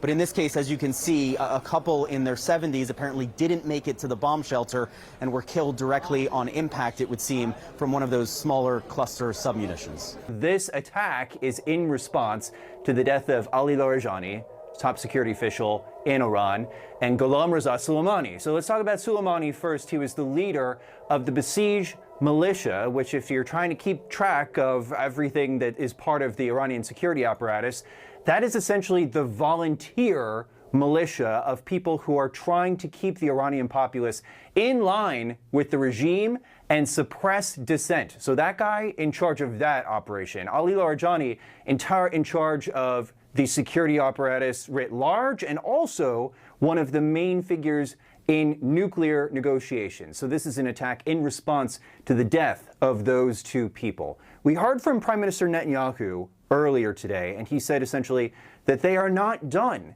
and that they could be targeting, certainly he is not off limits, the new supreme leader, Mojtaba Khamenei. Listen to a soundbite from the Prime Minister of Israel. He references Nowruz, which is the Persian New Year, which comes up first day of spring on Saturday, in addition to the Fire Festival, which is celebrated right before Persian New Year. In the past 24 hours, we knocked out 2 of the terrorist chieftains, the top terrorist chieftains of this tyranny. Our aircraft are hitting the terror operatives on the ground, in the crossroads, in the city squares. This is meant to enable the brave people of Iran to celebrate the Festival of Fire. So celebrate and Happy Nowruz. We're watching from above. Joining me now is Hassan Al-Hassan, a senior fellow for the Middle East policy at the International Institute for Strategic Studies. Hassan, great to have you with us. And it's quite a moment here where you see the killing of Ali Larijani and, so many questions about what this means for Iran's decision-making structure. Who is going to replace him? Has this degraded the regime? What is your assessment of this move of removing a heavyweight? I mean, what basically happens when this goes down is it's an escalation spiral, because you're causing people to get more angry, right? And they're going to stop discriminating and firing back. They're going to start damaging, they're going to start increasing their leverage, right? Like, everybody understands that the way Israel killed 18-year-olds who were part of the Hamas Youth League. You think they're going to not kill every IRGC guy? So if you're an IRGC guy and you have the ability to push a button firing a drone, you're going to push that fucking button. This just causes an escalation spiral. Militaries operate through discipline. Discipline is the ability of old men to constrain young men. And without that, when you kill the old men who give orders, the young men are just going to start pushing buttons. Like Larijani. Yeah, well, thanks for having me. I think it's quite clear that Larijani has been one of the key influential figures within the Iranian regime that has been calling the shots alongside a few others. He is a veteran of this system in Iran. He has served within the Iranian Revolutionary Guards Corps.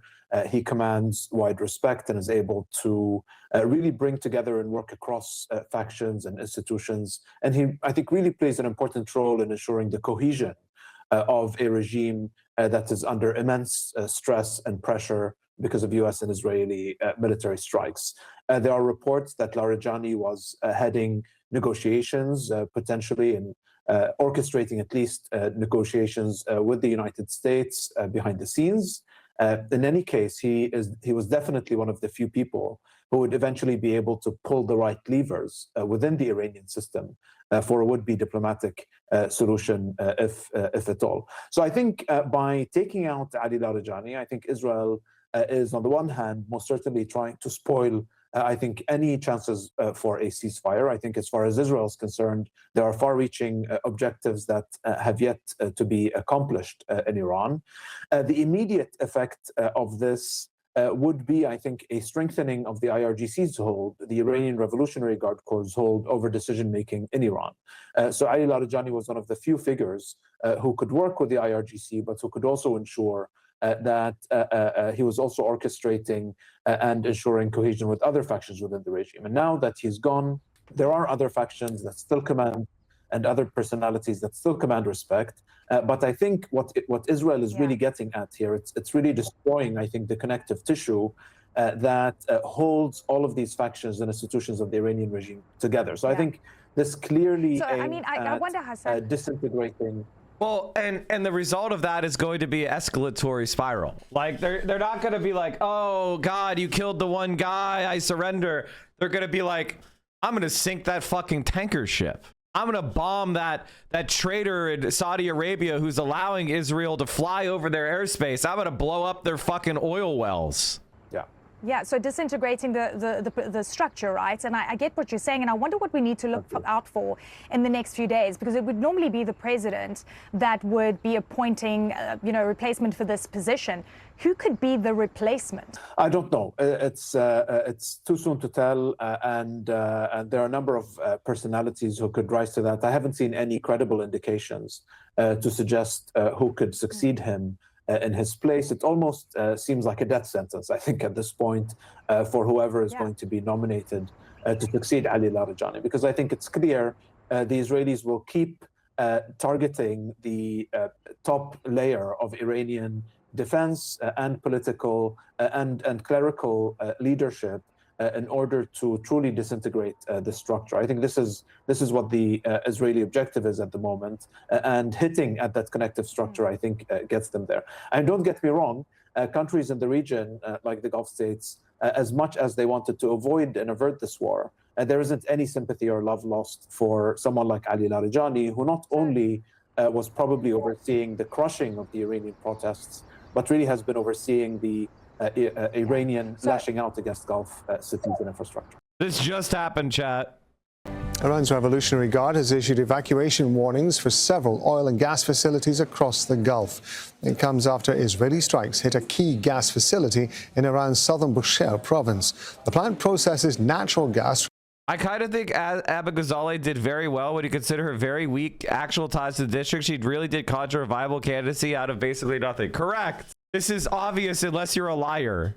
And she ran I'm sorry. He ran a really impressive campaign. It's so funny how people act, dude. Like, God, why are people so dishonest that they're more dishonest than Matt Iglesias? That's fucking crazy.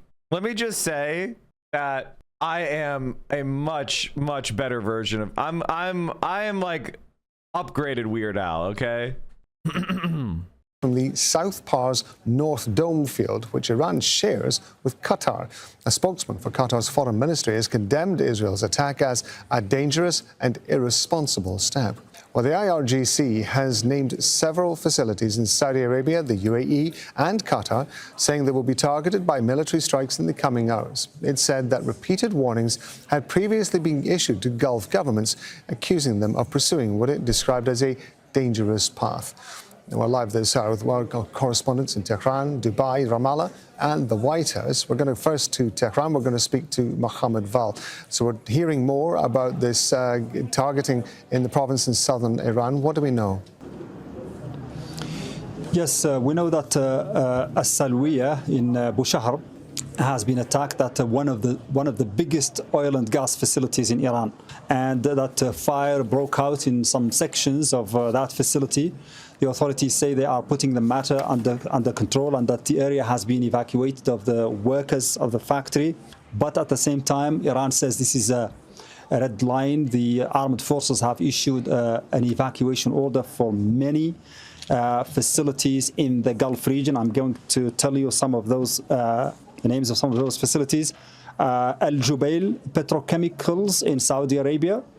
Also the Samarf refinery in Saudi Arabia. You have Ras Gas Lafan in Qatar, and also other facilities in the same countries. So about 5 or 6 oil and gas facilities in the Gulf region are now under threat because the Iranian armed forces have said that in the next few hours they are going to retaliate with attacks on those facilities and that they should be evacuated. Iran has always warned that this war should not take a turn that is going to be destructive and very costly to the region.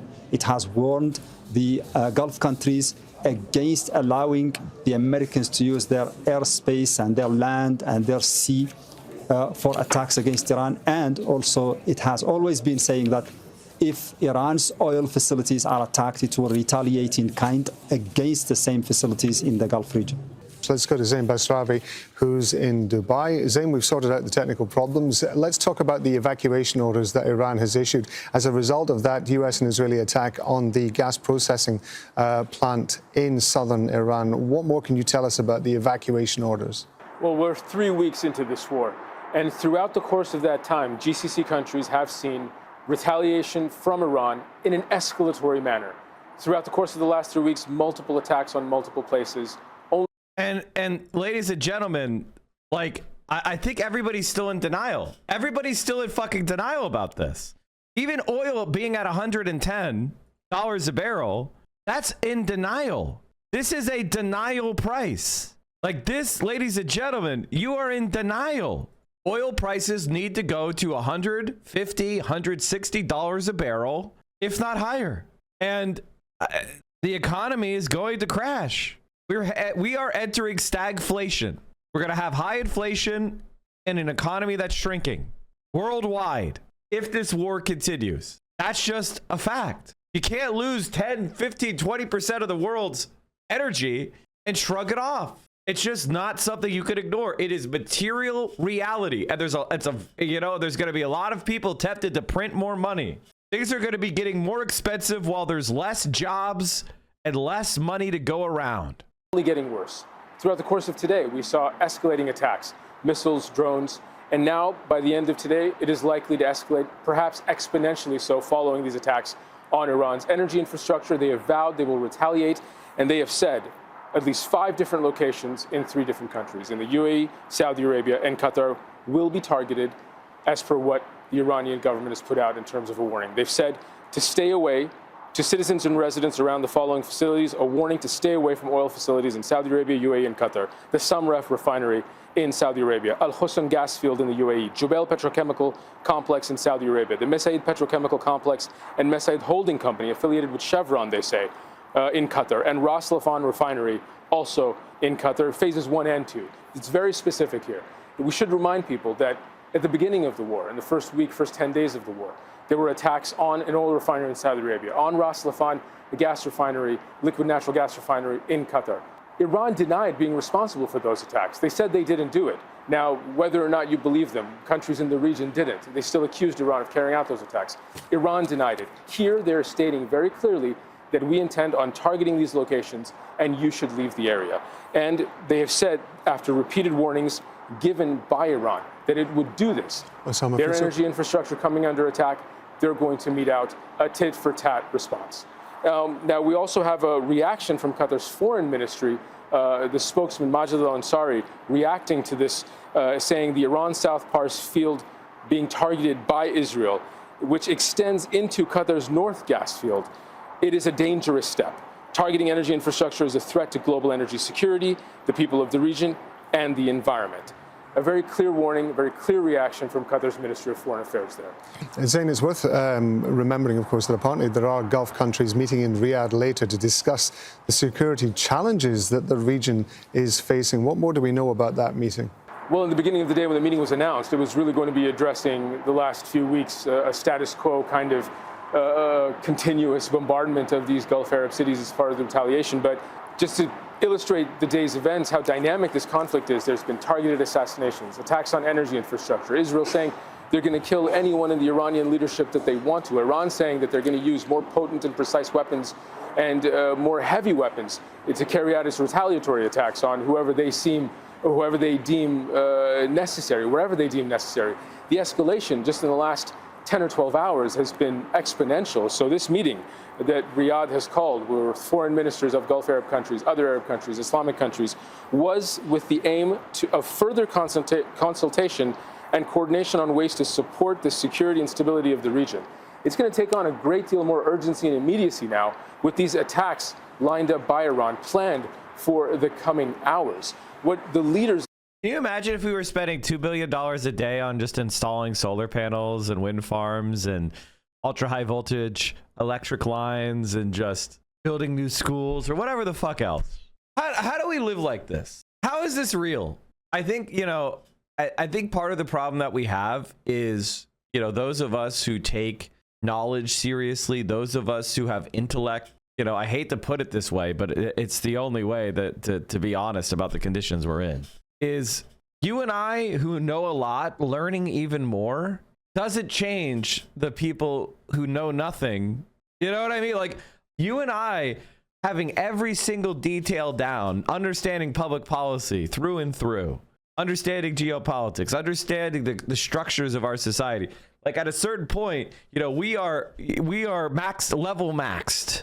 And it's like, we have got to figure out a way to break through to regular people. And, whether or not we're going to break through, what will break through? Material conditions are going to change. Regular people are going to experience the economy going into the shitter. I just explained this on Twitter, but we are getting stagflation. Stagflation is an economy that is shrinking while inflation is increasing, which is supposed to not be possible. And the last time we had stagflation, it was because of the Arab oil embargo about Israel, by the way. So the last time we had stagflation was because of Israel. And now we're having another round of stagflation because of Israel.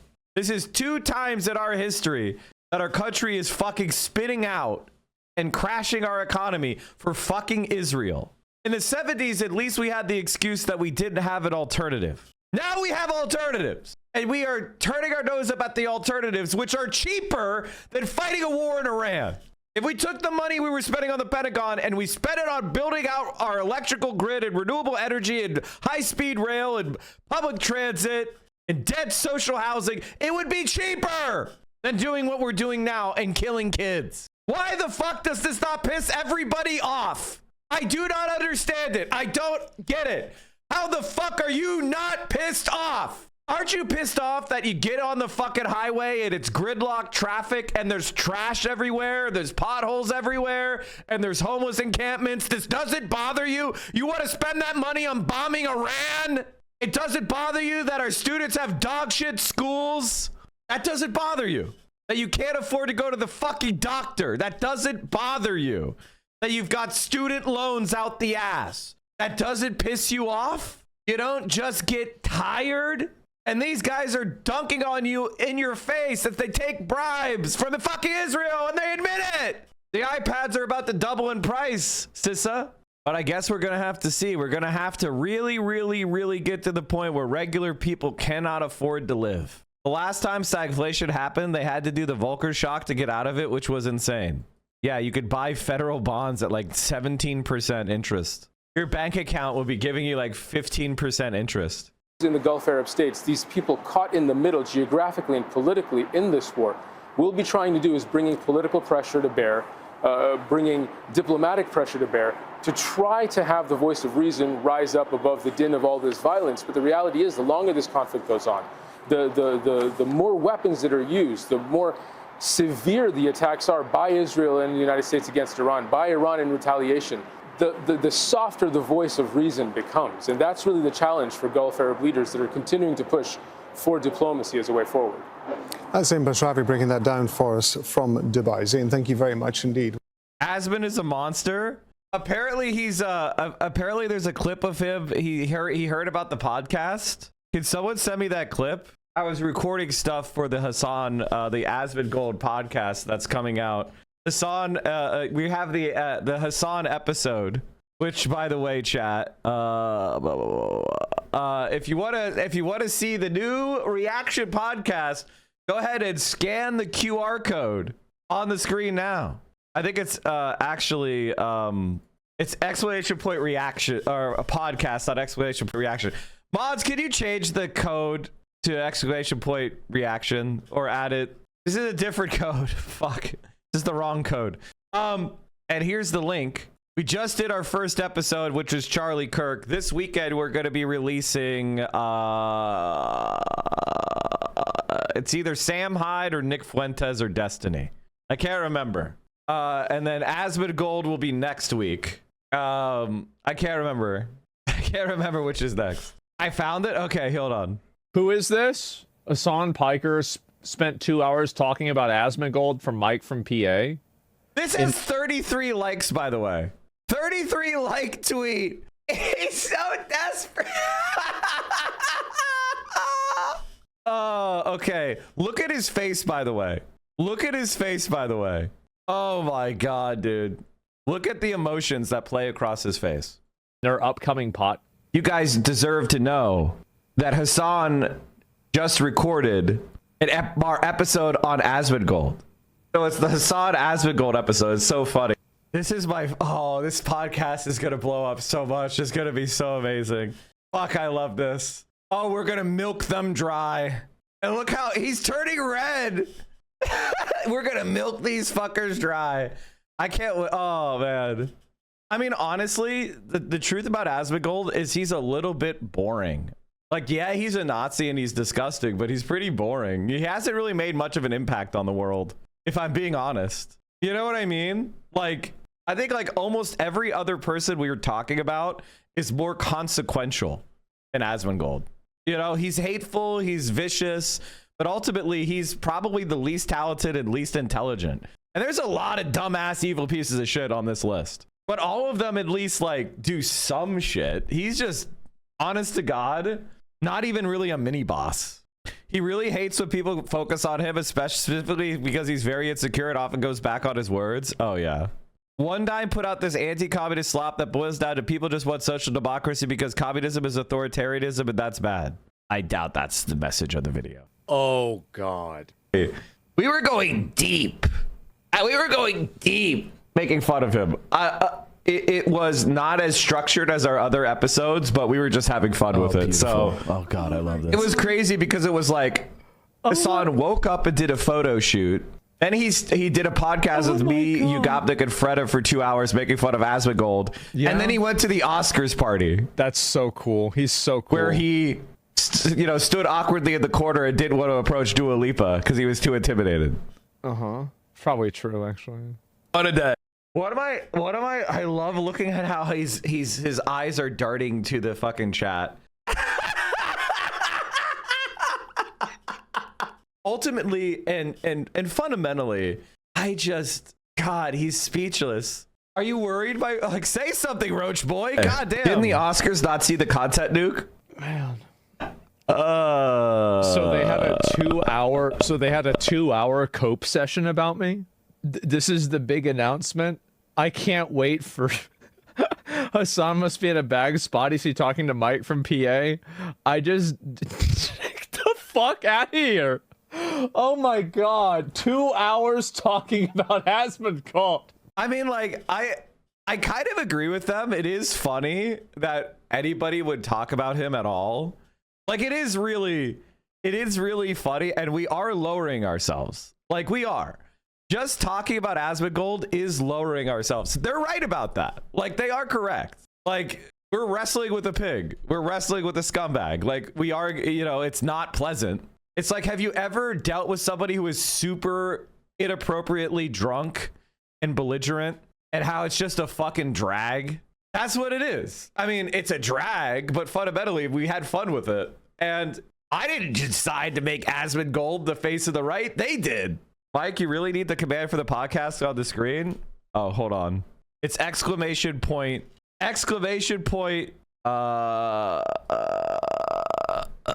podcast. Like that.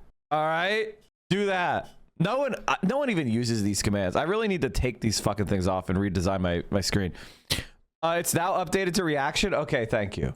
All right, chat. We're gonna have to talk about Cuba here in a minute. Let me finish this so we can get to that. There's a 2-hour podcast coming up, and it's gonna be all about me. What am I, like the sponsor or something? It's like an infomercial. Oh my God. I watch every day. I don't have 2 hours to talk about you. Yes, oh my fucking God. I love somebody being a streamer and being like, oh my God, I can't believe someone talked about me for 2 hours. Who is this? Bitch, you're online jerking off to like cartoon girls all day. You don't have anything better to do. What are you talking about? That's it. That's the response. 5K likes. Oh, hell yeah, brother. Oh, hell yeah, brother. This is going to be so fucking good, man. Somebody needs to get Asmongold. Somebody said Asmongold the trailer. Kept their alliance with Marxism, and the problem with that is that if you're a human being, you have to act in the world, because otherwise you suffer miserably and then you die. Whenever I'm watching like a new trailer on my stream and there's, oh my God, there's a fucking black person. Oh my God, there's a woman. It's your body, my choice.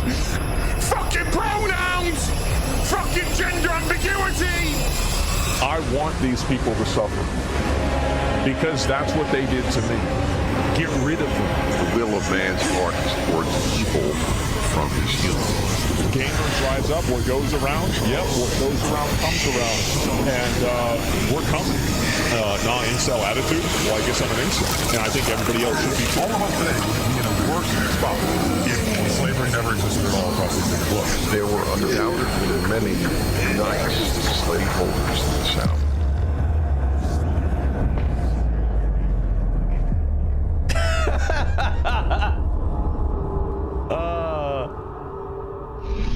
Fuck, that's amazing. All right, let's talk about some real shit, chat, which we have the, I'm sure the Cuban embassy is like, what the fuck is going on?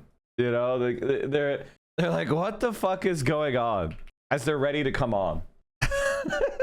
Oh, man. So I wanted to show you this report. DemocracyNow.org. I'm Amy Goodman with Juan Gonzalez. Cuba plunged into an island-wide blackout, leaving millions of people without power after the national electricity grid completely collapsed Monday. This was at least the third and the largest blackout to hit Cuba in just about 4 months, as the U.S. energy blockade has cut off the island from accessing desperately needed fuel. No oil shipments have reached Cuba in more than 3 months, according to the Cuban government, compounding a humanitarian crisis caused by decades of U.S. sanctions. Meanwhile, the New York Times reported Monday, Trump's negotiators told their Cuban counterparts during recent talks that Cuban President Miguel Diaz-Canel must be removed from power. President Trump spoke to reporters at the White House Monday. I do believe I'll be having the honor of taking Cuba. That'd be good. That's a big honor. Taking Cuba. Taking Cuba in some form, yeah. Taking Cuba. I mean, whether I free it, take it, I think I can do anything I want with it. You want to know the truth? Whether I free it, take it, or can do anything I want with it, President Trump says. For more, we're joined by two guests. In Havana, we go to Danielle Montero, Cuban journalist and producer with Belly of the Beast, an independent media outlet covering the impact of U.S. sanctions on Cuba. And in San Diego, California, we go to Sarah Kozame, assistant professor in history at University of California, San Diego, who's just returned from Cuba. Her recent piece for The Guardian headlined, "In the other U.S. target of regime change, Cuba, I saw real hardship and resilience." But Danielle, let's turn to you right now in Cuba. Talk about this largest blackout that we have seen, what it means for the people, what it means for Cuba, and what's happening. Yeah, thank you for having me. I mean, what's really heartbreaking about these latest blackouts that we have is that at this point, for our daily lives, it doesn't feel any, that much different from normal days. What I'm trying to say is because now fuel is coming in, I mean, blackouts have extended significantly over the past few months. Right now in Havana, which usually fares a lot better than the rest of the country, we're talking about, at least 12 hours a day. You go to the provinces, like, outside of the city where my family lives, they're getting by with 3, 4, 5 hours a day. So, of course, a national blackout has tremendous impact throughout. But what I'm trying to convey is that because the blackouts have extended so much due to the oil blockade, it doesn't feel that different. Right now, the power grid is coming back on. It usually takes them about a whole day to bring it entirely throughout the country. And authorities have said that precisely because there's less fuel, it takes them longer to bring back the grid. And of course, the consequences of this, not just the national blackout, but the oil blockade as a whole, it's tremendous. I think for the first time in my life, the sanctions feel completely unavoidable. I think you cannot find someone in Cuba that's not being affected by the current state of affairs. And Daniel, what about the fact that even Latin American countries that have had long relations with Cuba and have progressive governments like Brazil and Mexico and are also oil exporters, that they have not stepped forward more strongly to assist Cuba with oil? I mean, I think that just speaks to the world we're living in. Right? I mean, Trump has exerted all the pressure he can on other countries, and sadly, it has worked so far. And we're just living through the results. Of course, it saddens me as a Cuban. I suffer it every day. This is not some abstract or theoretical notion for me. We suffer it every day, and it's terrible. I mean, we're talking about. I have no other way to describe it. As sanctions are literally killing people right now. Because the conditions are so bad. And this has absolutely everything to do with what the U.S. is doing to my country. And how do you react to this announcement of the Cuban government that it will now be allowing Cuban Americans to own businesses and invest in the island? I think that is actually a news that was rather possibly received by people in Cuba. I mean, you have to understand that over the past 15 years, the country has been progressively opening up to investment coming from the outside and also from the inside of the country. So that is actually something that didn't necessarily surprise anyone listening to the news. and that most people have no problem with. And what President Trump said from the Oval Office, Danielle, how it's being received in Cuba, that the U.S., that President Trump would take it or free it or whatever, but that's going to happen very soon. And the demand that the Cuban president, Diaz-Canel, must leave. It is absolutely outrageous. I mean, we're talking about the idea of a negotiation or a talk between two countries cannot start with the premise of one of the parties stepping out. So if the goal was to actually come to an agreement and to actually improve the lives of the Cuban people, then that would not be the premise. But of course, this does not surprise us. We understand what this oil embargo means and what it has always met, what sanctions have always met. This is regime change through starvation. That is what they're trying to do. And right now with the oil blockade, conditions are worse than they ever have been. So, you know, as a Cuban, as someone living here, all of my family is here, it is absolutely outrageous to listen to, you know, Donald Trump and the administration in the United States saying that they're trying to help Cuba, they're trying to liberate Cuba, because they don't articulate the price that they're asking people to pay. Sure, they're saying that they want freedom, they want democracy, they talk about all of these good things that are going to bring to the Cuban people, but they should really articulate the means to get there. The means to get there is the Cuban people suffering, is the Cuban people dying. Have you experienced in Cuba? We have the reports of a magnitude 5.8 earthquake this morning on top of the national blackout. Yes, in the east of the country, it is not very uncommon to have these quakes. Fortunately, they don't usually actually cause that much damage out there. But you know, at this point, it's just feel like, what else is going to happen? You know, I look back at, you know, in January, I found myself at home. You know, Maduro's abduction had just happened, and you know, the idea of an actual U.S. invasion to Cuba for the first time became very real in my head. And we happen to live very close to a military base here in Havana, and I found myself having a conversation with my wife, and you know, basically just thinking, what room in the house do you think we would survive if they bomb? And by the end of the conversation, we're just looking at each other and going like, can you believe we're even having this conversation? And I think that's just the general feeling of being in Cuba right now with everything that's coming from Washington. What else is going to happen? When is this going to stop? Yeah, I'd like to bring in Sarah Cosima, assistant professor in history at the University of California, San Diego. Professor, you've visited Cuba over the years, particularly in the rural parts. David, do you happen to have any video? Yeah. Can you see me? Can you hear me? Yes, we can. Thank you so much for coming on. I appreciate it. Well, I'm very happy to have you on the stream. I am very excited to have David Ramirez Alvarez, who's the cultural attaché and the second secretary. Yeah, exactly. Do you want to explain what your position is within the Embassy of Cuba in the U.S. and then we could talk further about the crisis that's currently facing your country and how we can help. Yes, Mike. Thank you so much for having me here in your show or your stream. I don't know how it's properly called. Yeah. Highly appreciated anyways. Obviously we're big fans of what you do on social media, and it's a great opportunity to sit down and discuss about current events happening between Cuba and the United States.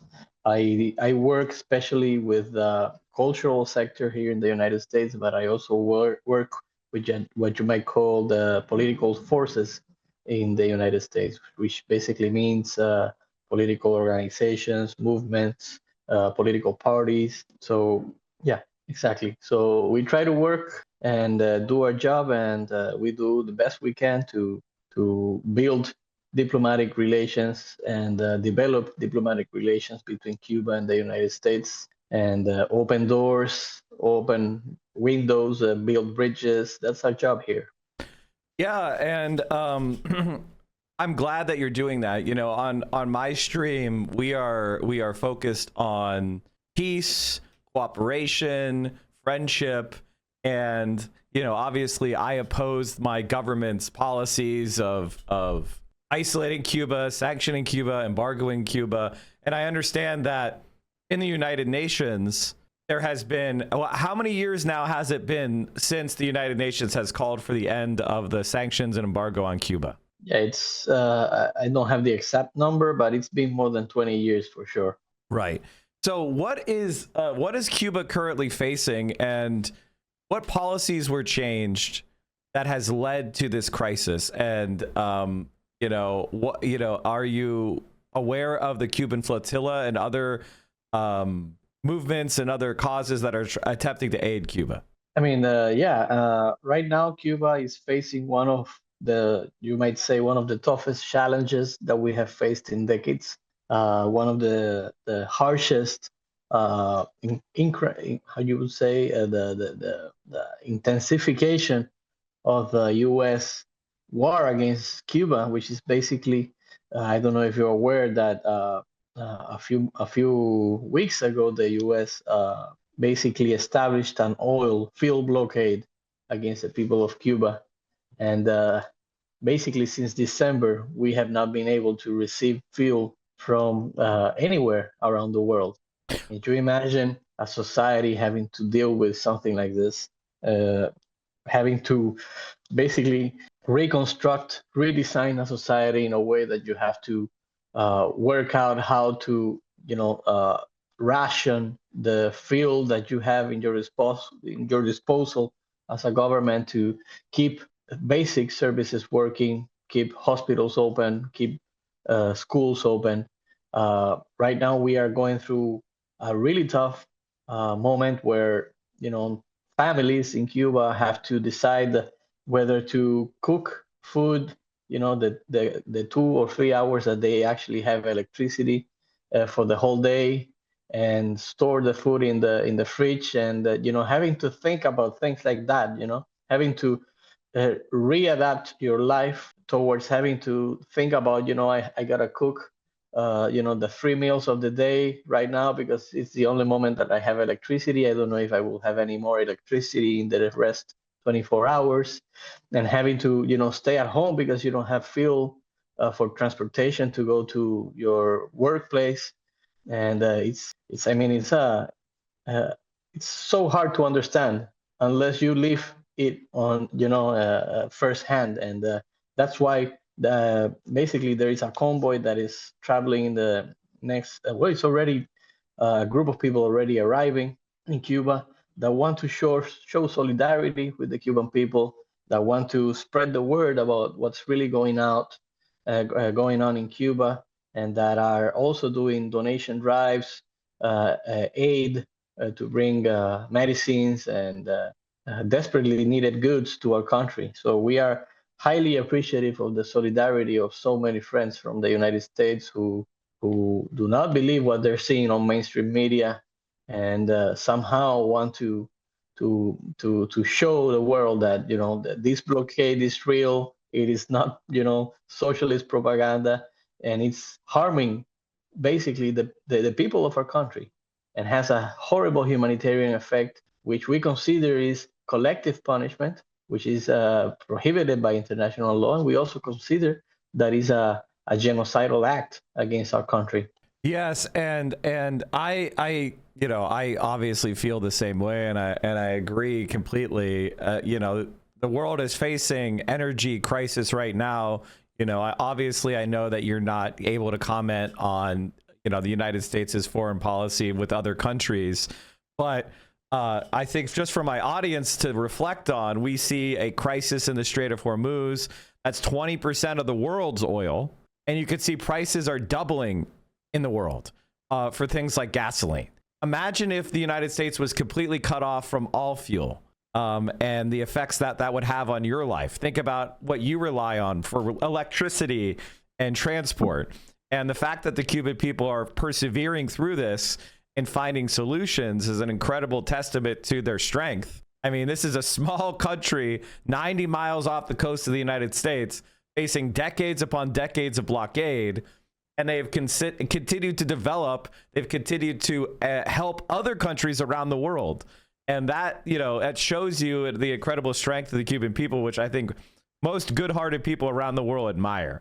Another question I wanted to ask you is about, other forms of aid. Like, for example, I understand that Mexico and Claudia Sheinbaum have sent aid.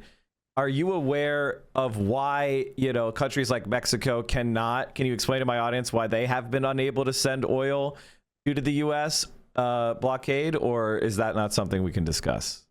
Basically, what happened was that on the day, January 29th, if I'm not mistaken, the specific date, the White House issued an executive order which basically declared Cuba an extraordinary threat to the national security of the United States.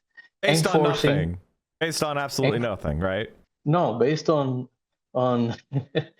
basically based on very, very light and very easily, easily destroyed information, I guess. But they declared Cuba a national security threat and forced, sorry for the interruption, forced how do you call it, tariffs on countries that would dare to trade with Cuba, to exchange with Cuba, and to trade dealing with fuel. So a few weeks later, you obviously know that the Supreme Court struck down the possibility for the United States to deal with tariffs in its foreign affairs. But still, the basic fact that the United States has called Cuba an extraordinary threat to national security enforces over-compliance from basically any entity, any country, any party that dares to trade with Cuba, and especially with fuel.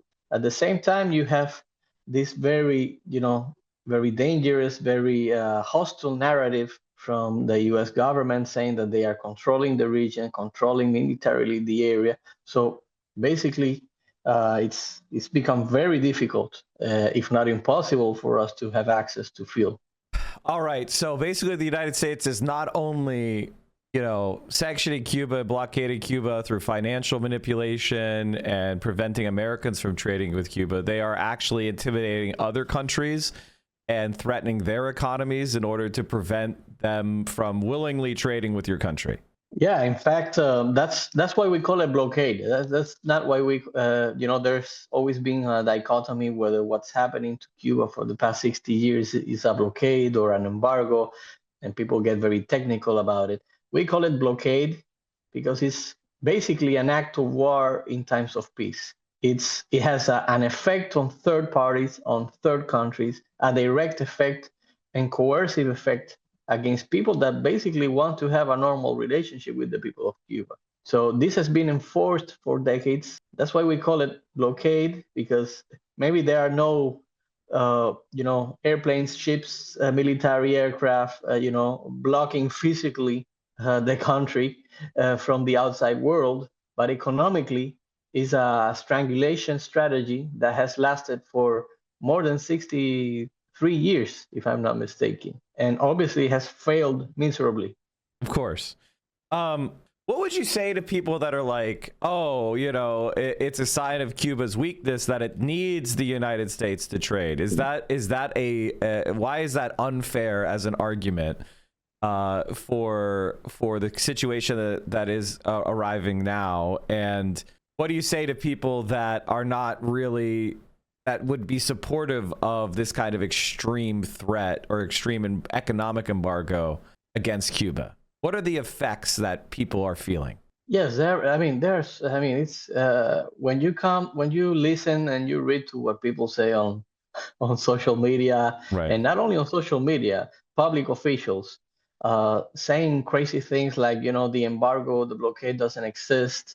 It is the Cuban government that does not have the will to trade in a free and open capitalist society, and you have so many accusations, so many arguments, and the issue is that Cuba is not isolated. Cuba has relations, diplomatic ties with about 160 some countries, and we have about diplomatic missions in about 120 some countries. We have wonderful relations with 99% of the countries in the world. We trade with them. We try to trade with most of them. And it's not easy because people are forced to comply with U.S. Unilateral coercive actions and coercive measures. And in fact, I mean, we have for decades expressed to the U.S.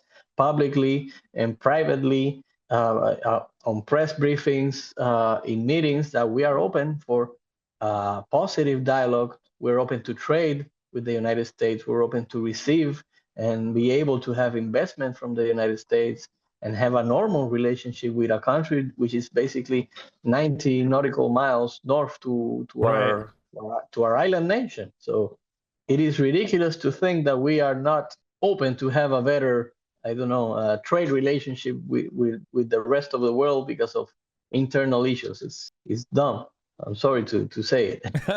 No, it's totally fine. It's good to be honest with your opinions, because I think that's what's reaching people, is more authenticity and being honest. What about, this is something that my audience is very curious about. How are countries like China dealing with the U.S. blockade on fuel?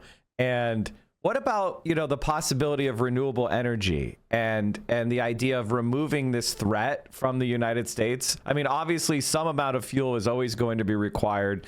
Some amount of petroleum derived products are always going to be required.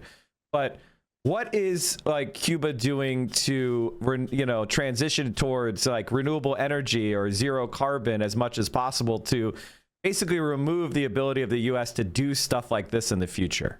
Yes, we like to believe that every challenge that is posed by the U.S. represents an opportunity for our people. And we've been doing this for 6 decades, and we have been forced to be innovative. We have been forced to be resilient. We have been forced to have, a different mindset to the rest of the world while dealing with different struggles and different challenges. So right now, we had basically more than 25 years ago, we had developed sorry about program. That, Chad. Okay, that's not me. We were watching a video about the blockade before, and I accidentally brought it forward. Sorry about that. That's my mistake. Don't worry, I'm a boomer. Go on. No worries. So we have had a plan which is called Tarea Vida, Life Task, that we have had for more than 20 years, which is a project that we assembled to try to change our internal sources of energy generation to more renewable energy generation, to also combat climate change and to preserve our coast areas, coastlines, because we're an island. And so it's a program that we have implemented in a country that has a lifespan for more than 100 years.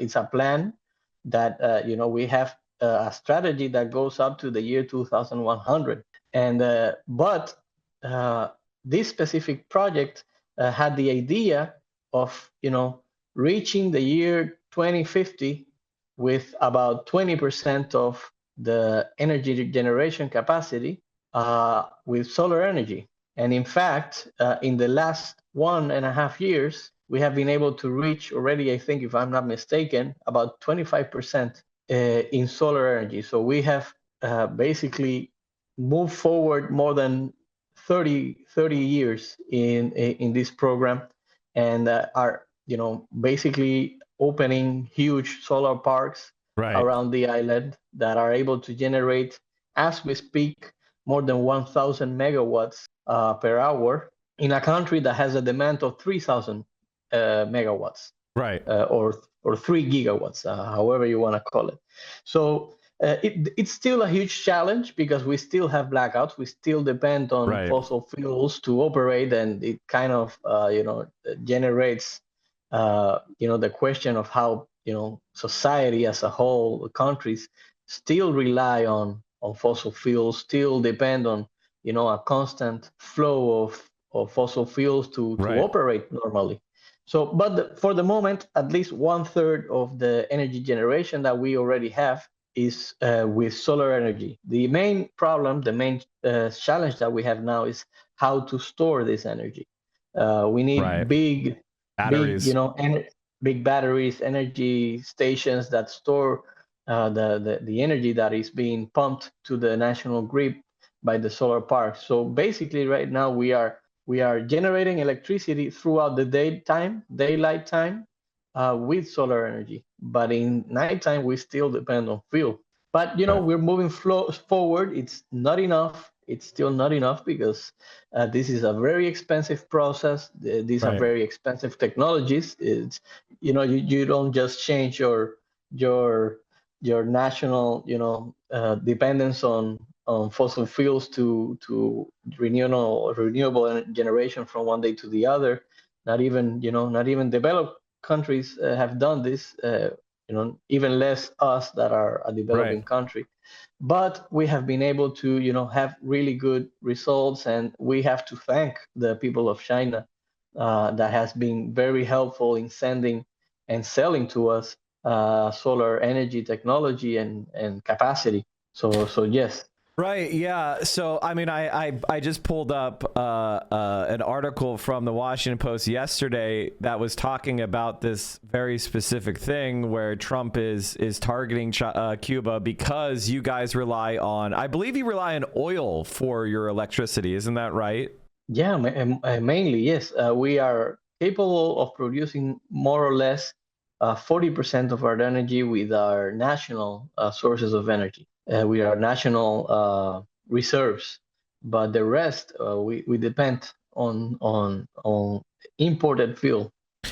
Yeah, and obviously with Trump's illegal invasion of Venezuela and attacking, and kidnapping Maduro and his wife, you had a positive relationship with Venezuela where they were providing you with that oil directly. Is that correct? Well, we have for decades, we have bought oil from different countries. I mean, not only Venezuela. It's always been a process that, depending on the ranges of prices and oil and supply, we get from different countries. But the situation that we're living right now of an actual oil blockade, it does not have a parallel. Does not have a similar contrast in any, not only in our country, but anywhere in the world.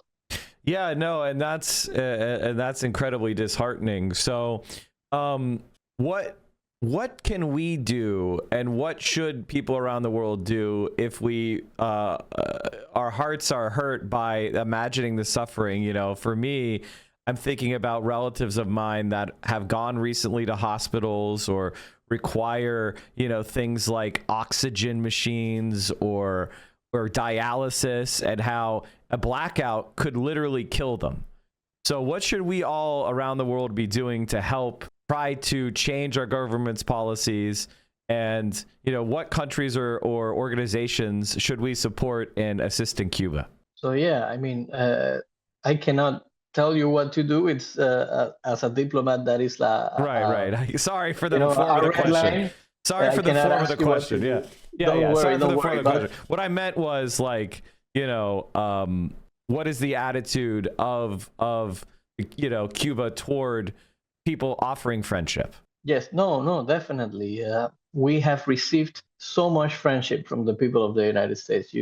It's hard to quantify, because there are currently, so many, solidarity efforts with the people of Cuba from within the United States. We are seeing people doing donation drives on solar panels, for example. We're seeing people doing fundraisers to buy medicine and goods to the people of our country. You've seen the hundreds of people that are joining this convoy coming to Cuba. So there is a growing movement, not only in the U.S. but around the world, of people that are, opening their eyes to the cruelness and the horrible policy of the United States against our country. And we also, as you said before, we always have to think about the kids that are waiting in line to get their cancer treatment. Kids that are waiting in line to get very, very intense and difficult operations. We have to think about the mothers that are not able to get their x-rays because of the blackouts. We have to think about the elderly that are suffering right now because of the growing instability in care centers in our country. Still, we're working very hard to set up solar energy systems and kits in hospitals, in polyclinics, in clinics, and try to make them autonomous. But still, I mean, this is having a toll on technology. For example, when you have 3 or 4 blackouts, which have not been planned or are not, expected, and you have equipment, that shut down, that shut off, and ultimately break down. And we're talking about, very expensive equipment, especially in hospitals. So, we always have to think about, all the hardships the human being is going through because of the whims of specific individuals here in the United States. Yeah, that makes perfect sense. And I think, as an American, there's a lot of people who don't receive health care because they can't afford to pay, right? And I know that Cuba has sent doctors and nurses all around the world, to help developing countries and other countries that are going through crises. Can you talk about that program? And, has the United States been targeting those doctors and nurses when they're abroad for, arrest or other harassment?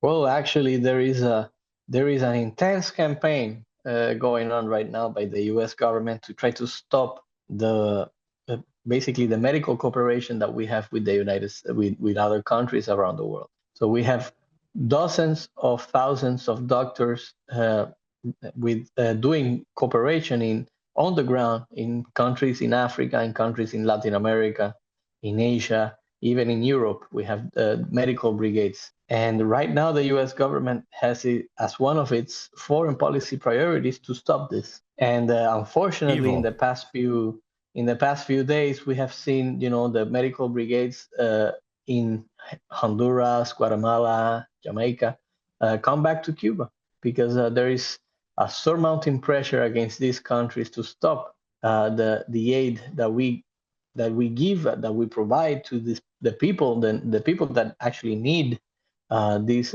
critical services. And we are in these countries not because we force ourselves upon them. This is because this is a cooperation effort that has been asked by these countries, Right. And usually our doctors do not go to the, downtown areas, downtown districts Right. of the main cities, the capital cities of the country.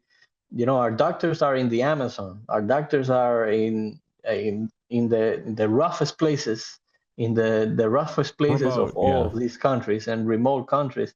And it is highly needed services by the people. And I've been seeing some numbers. For example, in one of the countries that I mentioned, more than 70% of the medical procedures that have been done in the past few years were done by Cuban doctors. Right. Can you imagine losing these doctors in these countries? How much this will affect them? How much this will affect these societies? And that's what we're going through. Chad, I want to tell a personal story. For me is I had a relative who got lung cancer, and it was a specific type of lung cancer that apparently, and we found out through research, that Cuba had developed a vaccine for. And we had to fight tooth and nail to try to get that vaccine because the United States for the longest time would not take a lung cancer vaccine from Cuba. Now, I believe there was some laws changed a few years ago, but I just want you to think about that. One, the incredible innovation that's happening in Cuba to develop a treatment that we don't even have with all of our wealth in the United States. And the second part of that is refusing that treatment to Americans over an ideological viciousness and sour grapes for a revolution that happened like nearly 100 years ago at this point. Like that is, 75 years ago. That is what we're talking about here. They would rather kill innocent Americans than take the life-saving medicine from Cuba. Think about our political class and the way that they treat their own people is insane. And now they are, the United States under Trump, and this is just me speaking, chat, cut off USAID which was, you know, some parts of it are doing regime change, but a large part of it was providing HIV medication. So our government is not only withdrawing medication from people that relied on it around the world, killing hundreds of thousands of people, they're also now going after and targeting the humanitarian doctors brigades that are traveling around the world providing treatment. What do you even say to that? Other than it's madness. And it's something that all of us have a responsibility to stand against. So, David, thank you so much for coming on. And I know that you have a lot of places to be because your responsibilities in this time are incredibly important. And I know that a lot of people are relying on you. So is there anything else that you want to say? No, my brother, thank you so much for giving me this opportunity, you know, to talking to the people of the United States and to, you know, give our own perspective about what's really happening to our country. And I really appreciate your words, and it's really touching for us to see that we have so many people that actually, you know, feel for the people of Cuba. And I believe in a better future. I have, you know, faith of a better future where we can cooperate between our countries and have, you know, exchange on, you know, like these medicines that we can share. We're working through a medicine called NeuroEpo, which treats early stages of Alzheimer's. And I know that there are so many people here in the U.S. that suffer from Alzheimer's. Right. And it's a growing problem, international problem, and we can do so much to cooperate. And I sincerely feel hope for the future. We are never going to stop being optimistic, because that's what revolutionaries are, you know, endless and tireless optimists. So once again, my brother, thank you so much for this opportunity to talking to you. It has been awesome. And feel free to reach back anytime you want to talk again, okay? And the doors of the embassy are open for you. All right. Thanks so much, brother. And have a wonderful rest of your day. And we're going to be, I know my community is going to be working, you know, to help the Cuban people in any way we can. Have a good one, brother. Thank you. Thank you so much. Have a good one. You too. Bye-bye. All right, chat. Well, that was the Cuban cultural attaché. I almost got him in trouble because he is a credentialed diplomat. So there's certain restrictions on the things that he can and can't talk about. And so, you know, I try not to get him in trouble. But I can't lie. You know, the stuff really, really disgusts me and makes me really sad. You know, it makes me really, really, really, really sad. The lung cancer vaccines, the Alzheimer's vaccines. I want to talk about this. Is Cuba had a lung cancer vaccine. Hold on, let me swoop. This monitor is on this. We have the wrong window being captured. Where is it? Oh, here it is. Okay. Cuba had a lung cancer vaccine for years, and now it's coming for the U.S. See, this was back 10 years ago. And the only reason it got brought in is because Barack Obama did it. Barack Obama started to normalize relations with Cuba at the end of his presidency. One of the best things he did. And one of the things we got for it was a lung cancer vaccine. Simovax, which has both a treatment and vaccine for lung cancer, has been researched in Cuba for 25 years and free to the Cuban public since 2011. Cuba Governor Andrew Cuomo's trade mission in Cuba in April 2015 resulted in a signed agreement to bring Sinovac to the U.S., but as with all international drugs and treatments, U.S. researchers need to conduct clinical trials and replicate international scientists' results before it becomes available to the American public. We are still at the very early stage. Like, this is the insanity of the anti-Cuba freaks. They're literally killing Americans, and dying of lung cancer is a horrible way to die. But it's socialism. It's socialism. So we don't want to see socialists doing innovation. Remember, socialists can't do any innovation. So when they do innovation, we pretend it's not real. Making this drug available to the rest of the world is a mandate. It's not a wish. We have to. It will change the world. In the midst of an oil blockade, power cuts and fuel shortages, this group of US citizens have ignored warnings from politicians at home against traveling to Cuba. They're in Havana, accompanied by Colorado-based physician Dr. Bill Blanchett, to receive a potentially revolutionary treatment for Alzheimer's disease. NeuroSim, or NeuroEpo Plus, is a medication that's derived from erythropoietin. Erythropoietin is a substance that's made by our kidneys that tells our bodies to make more red blood cells. It's also produced by neurons in our brain. And when our brain is injured, the neuroEPO helps the brain heal, stimulates production of brain growth factor, reduces inflammation in the brain, prolongs the life expectancy of old brain cells, and actually induces production of new brain cells. Researched and developed by Cuba's Center for Molecular Immunology, the drug has been through several years of trials involving hundreds of patients. The results have been staggering. The first trial they did with this particular drug is called the Athenia trial. You can actually find it in the NIH website in the US. At the end of the first year, 85% of the people on placebo had progression of their dementia. 54% of the people on treatment had improvement in their dementia, and 30% were stable. So 84% had improvement or stability of their dementia. By the end of 3 years, everyone who was stable or improved at 1 year was still stable or improved at 3 years. That's incredible. With positive results and no major side effects observed, last year Cuba's Ministry of Health approved the drug for patients with mild to moderate Alzheimer's. A small but growing number of US citizens are now traveling to Havana for the treatment. Among them is 86-year-old Russ Buckley. My wife was concerned about my word finding and mathematical and, most importantly, personality deterioration. He's been on NeuroSim for 6 months now. And I have a happy wife because things have improved significantly. Primarily my personality is gone back to its crazy original self. I still have some word finding problems, but I, spit it out and it works.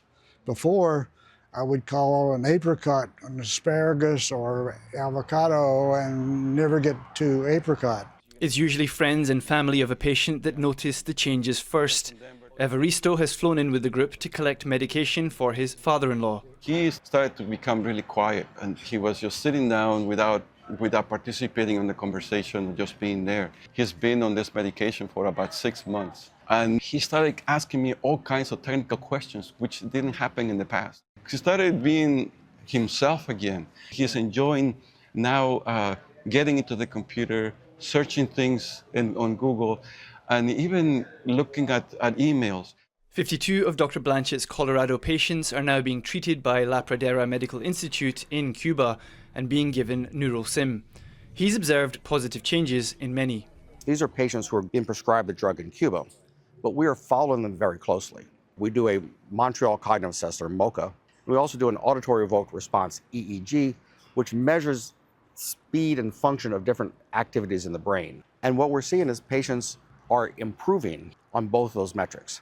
A dear friend of mine, she was at the point where she could not name her grandchildren. She could not tell me what day of the week it was, what month or what year it was.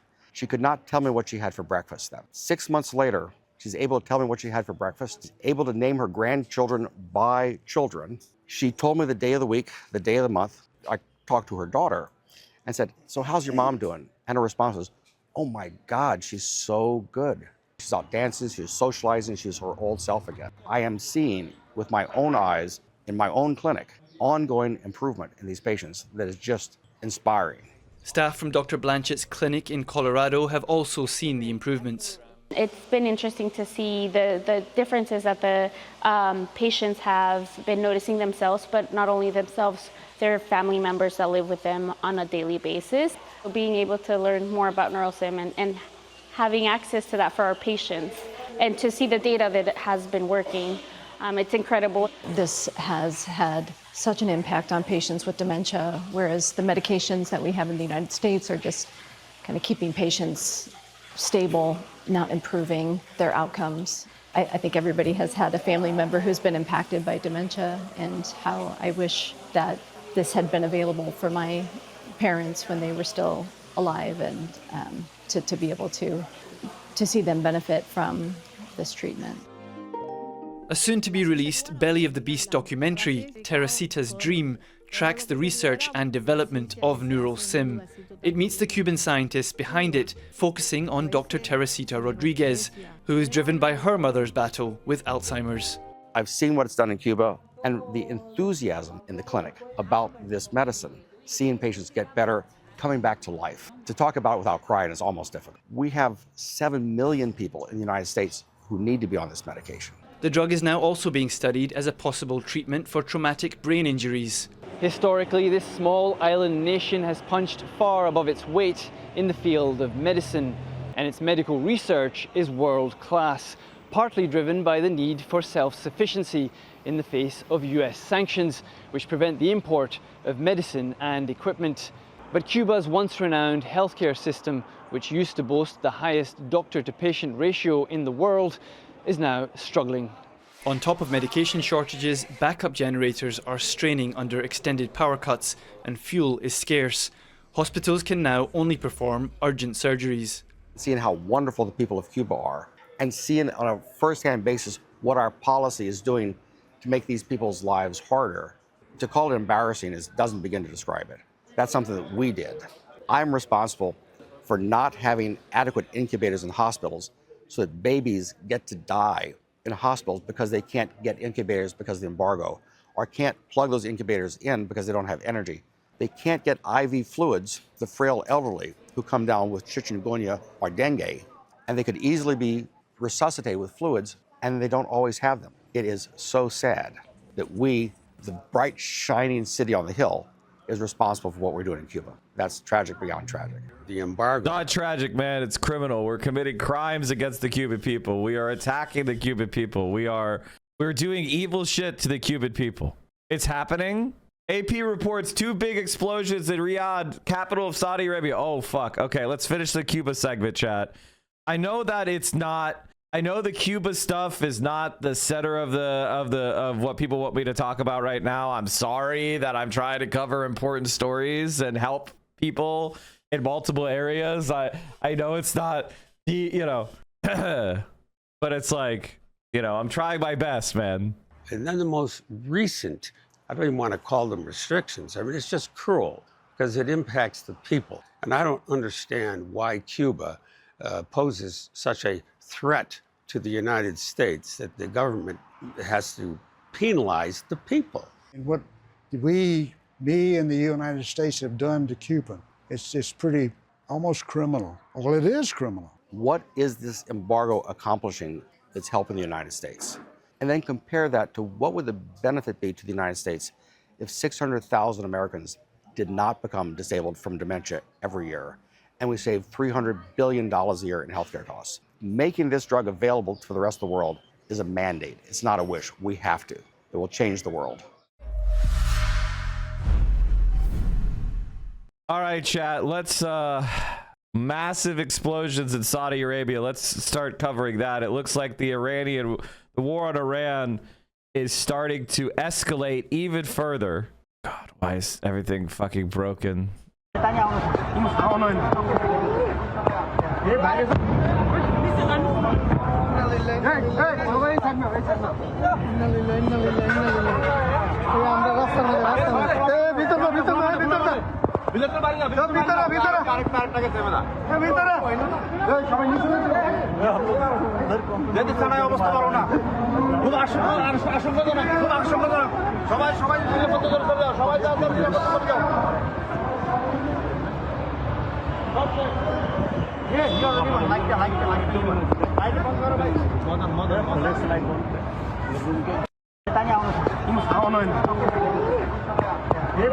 I mean, like, Israel has struck in Iran's South Pars gas field, the world's largest natural gas field and a core pillar of Iran's energy supply.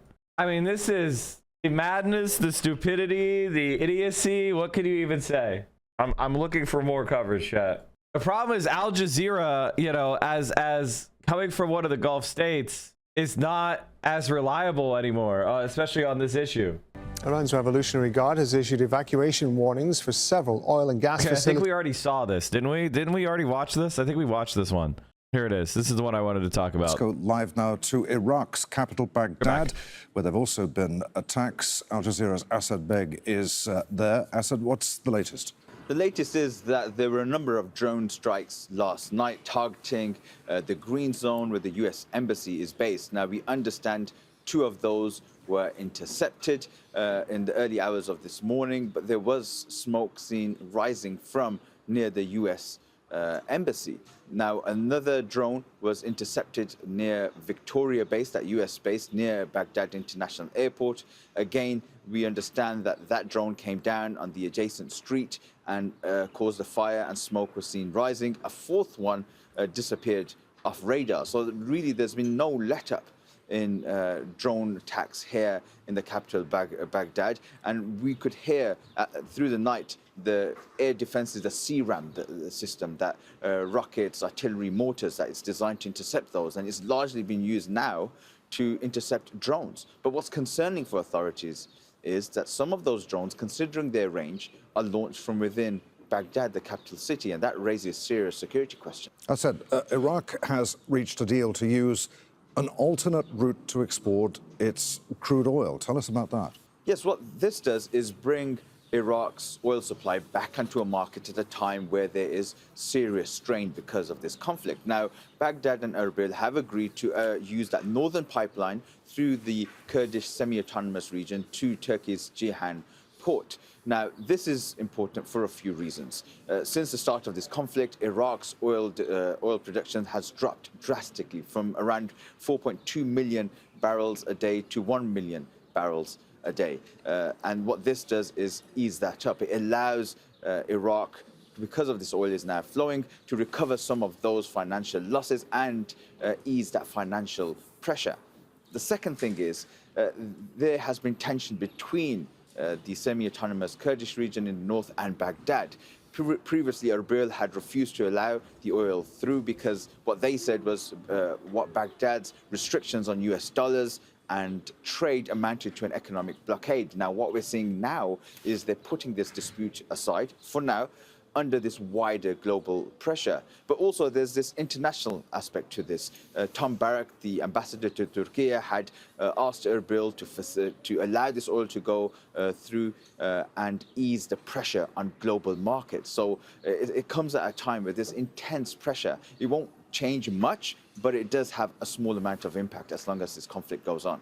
Asad Beg reporting live from Baghdad. Many thanks, Asad.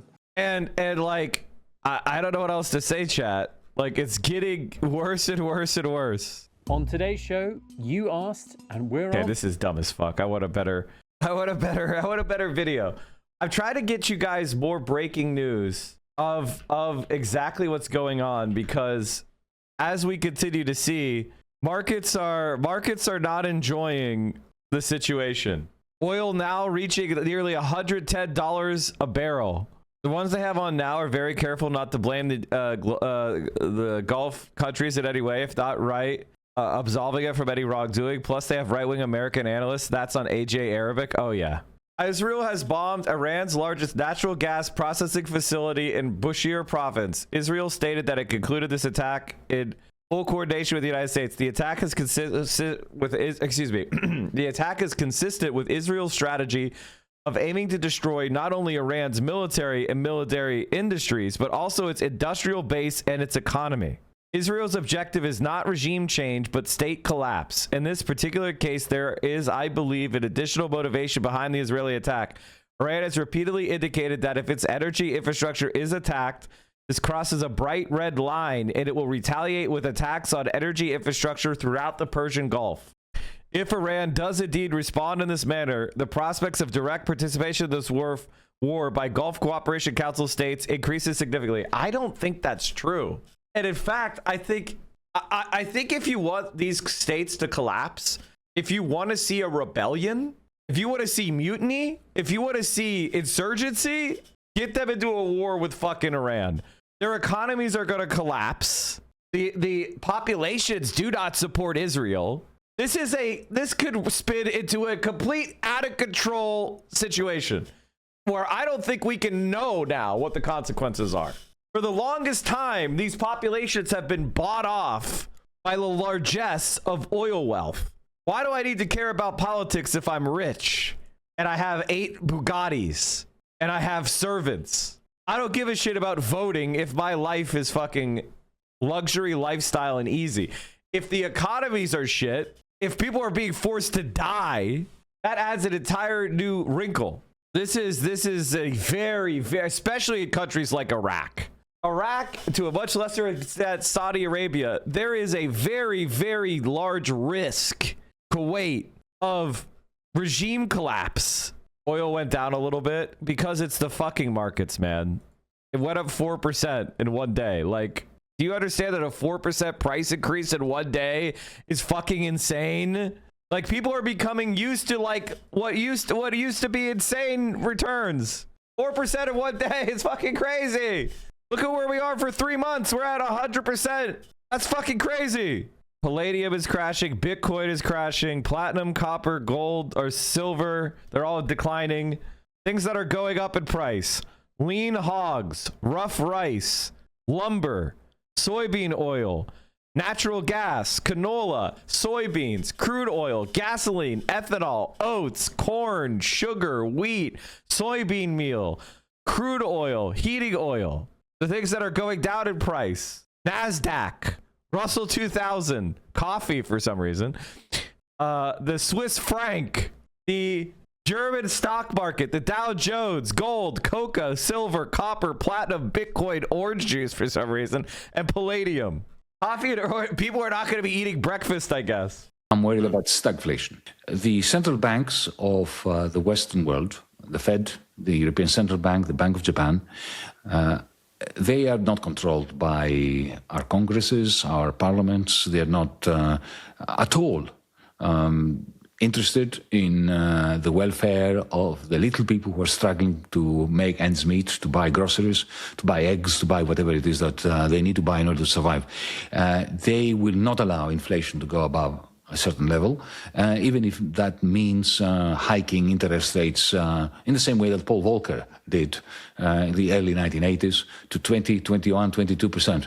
By the way, since you mentioned Yugoslavia and you've had this experience, Paul Volcker was the man who actually destroyed Yugoslavia, not directly, but indirectly by pushing up interest rates. You will recall that in the early 70s, the Yugoslav economy was a very successful economy. Based on cooperatives. It was an interesting example, experiment in self-managed socialist enterprises, and it was so successful that American bankers were falling over each other in 1971, 72, 73 to lend money to Yugoslav enterprises. And Yugoslav enterprises made a huge mistake of taking that money. The result was that, you know, when they borrowed at 3.5%, and then when Paul Volcker pushed interest rates to 22%, of course they went bust.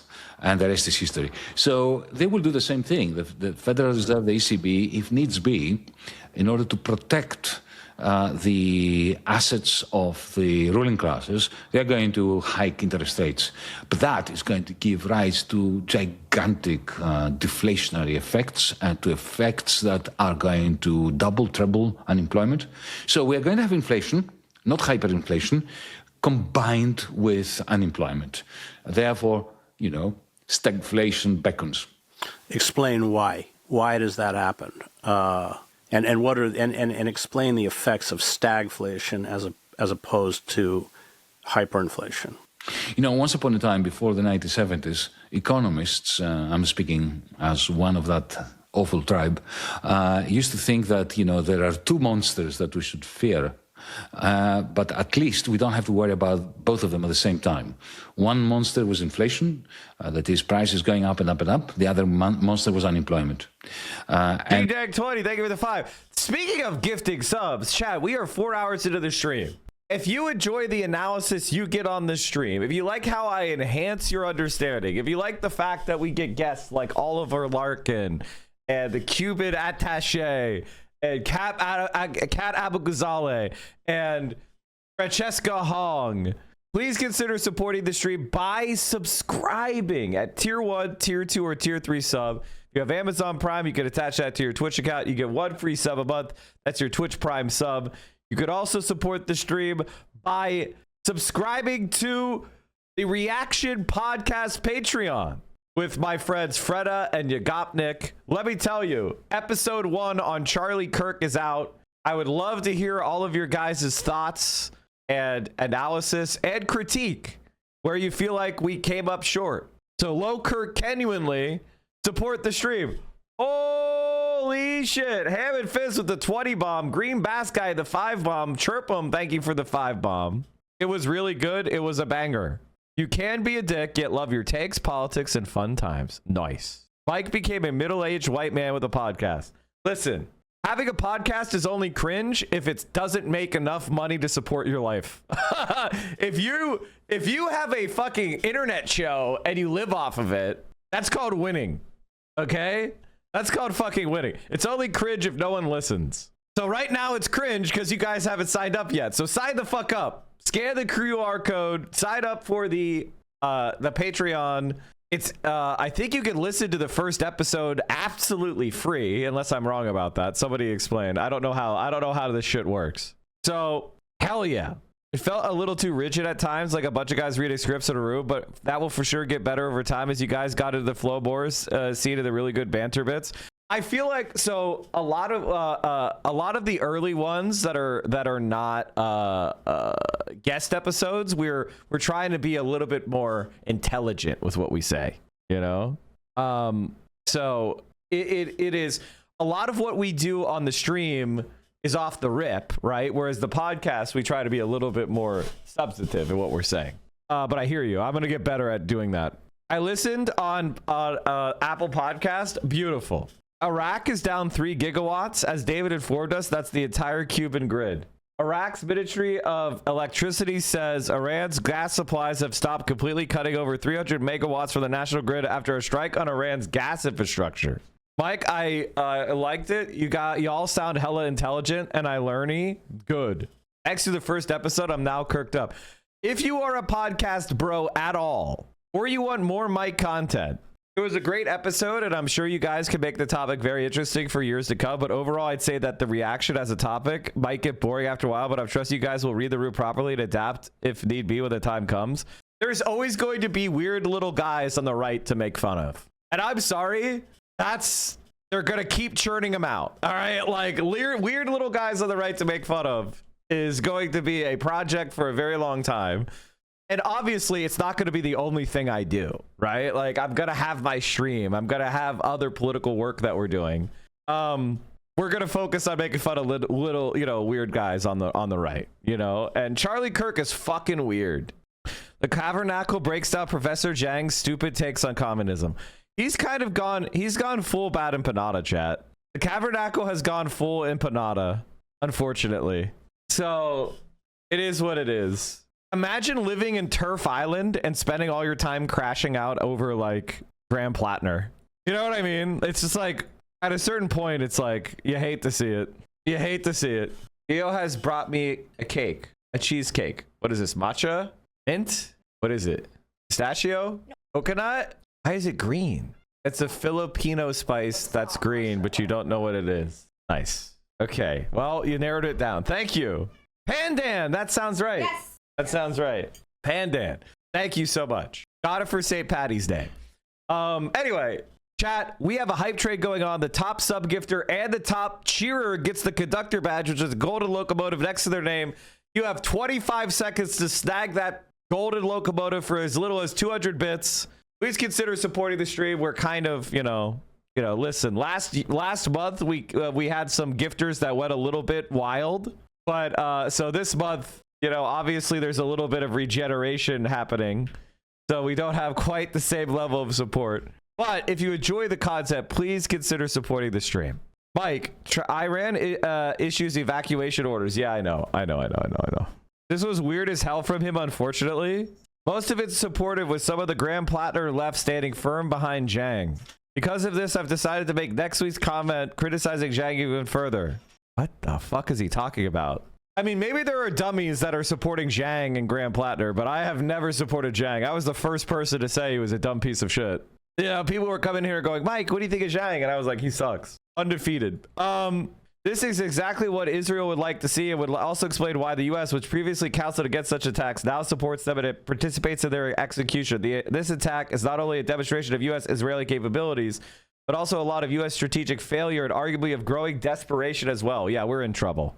We're in huge trouble. And thank you all for supporting the stream. You guys are the best. Mr. F, Space Cap, Kit Kat, the Amber Energy with 25 gifted subs. Can we get some bended knees in the chat for the Amber Energy? Pinto Beans, Ferris Hyde, Ham and Fist with the 20, Chirpin with the 5, Green Bass Guy with the 5, G Dank with the 5, You guys are the best. Thank you for the being gifters. I appreciate you. Check the markets. Fed vows to hold rates steady, notes uncertain impacts from Iran war. Inflation was almost double what they wanted. It was like 0.7% in the last month. They upped their inflation outlook for the year. Jesus Christ, man. Speaking of Plattner, it's still coming out hard against the war in Iran and past wars we're in. Yeah, what is Graham Plattner saying? He says Iraq was about oil. Iran is about incompetence. Oil is at 100 a barrel. We're spending billions of dollars a day. The region is spiraling. And even the lunatics of the administration are jumping ship, all enabled by the collection of doormats who call themselves senators, Susan Collins above all. AIPAC people, they really like, they love self-sabotage, man. It's crazy. The conviction of my profession was, up until the 1970s, that you can't have both. Either prices are going to be... Can I just say this about Tabernacle and bro, there are a lot of people to talk about in politics. You're fixating on Graham Plattner. It's not because of some sort of principle. It's because other people are talking about him a lot. There's a lot of other politicians who are not Graham Plattner that you could be fixating on, yet you're not. What does that show about your intentions? Like, stop trying to pretend that you're locked into only doing what is right. You're locked into what gets clicks. So if that's your perspective about politics, that's kind of not what I'm about, man. Like, Hassan and I are basically taking Oliver Larkin, perfect example, out of obscurity, and we're trying to put him in front of as many people as possible so that we could help boost his organic growth. And he's doing a great job of marketing himself. I'm not saying it's just me and Hassan. I'm just saying he's doing a great job. But he's challenging one of the most virulent Zionists in Congress. He's running a campaign on all the right issues. He's running through a socialist organization, and he's not getting any attention from you. It's almost like you don't give a fuck about the cause, bro. Can we get some attention to the people that are doing it the right way? Going through the roof because the economy is overheating, or if the economy is underheating, it's getting cold, cool, then you will have unemployment, but not inflation. And lo and behold, of course, in the 1970s, we had both. It's a very interesting question as to why we had both. We can go into it if you wish. But now, the point I'm making is that we have another bout of that simultaneous facing up to the two monsters at the same time. In the 1970s, the reason why I had both was because the global economic system, the global political economy, went through a major transformation. The first 2 decades after the Second World War were a period during which the United States was a surplus country. The United States, immediately after the Second World War, was the only creditor country, the only country with net exports. If you exclude Switzerland, which is a pipsqueak of a country, doesn't really count in the grander scheme of things. And the United States were the new dealers in power, Roosevelt initially and then Truman, were very worried about how to maintain that, hegemony that came out of being a surplus country.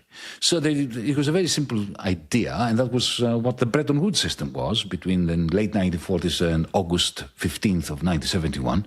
The Bretton Woods system was predicated on the notion that the United States would maintain its surpluses, its net exports, by dollarizing Europe and Japan. Effectively, Europe and Japan after the Second World War were burned down. We didn't have a monetary system. We didn't have the money to buy American exports. So the Americans dollarized Europe and Japan, sent us money to buy the net exports of the United States.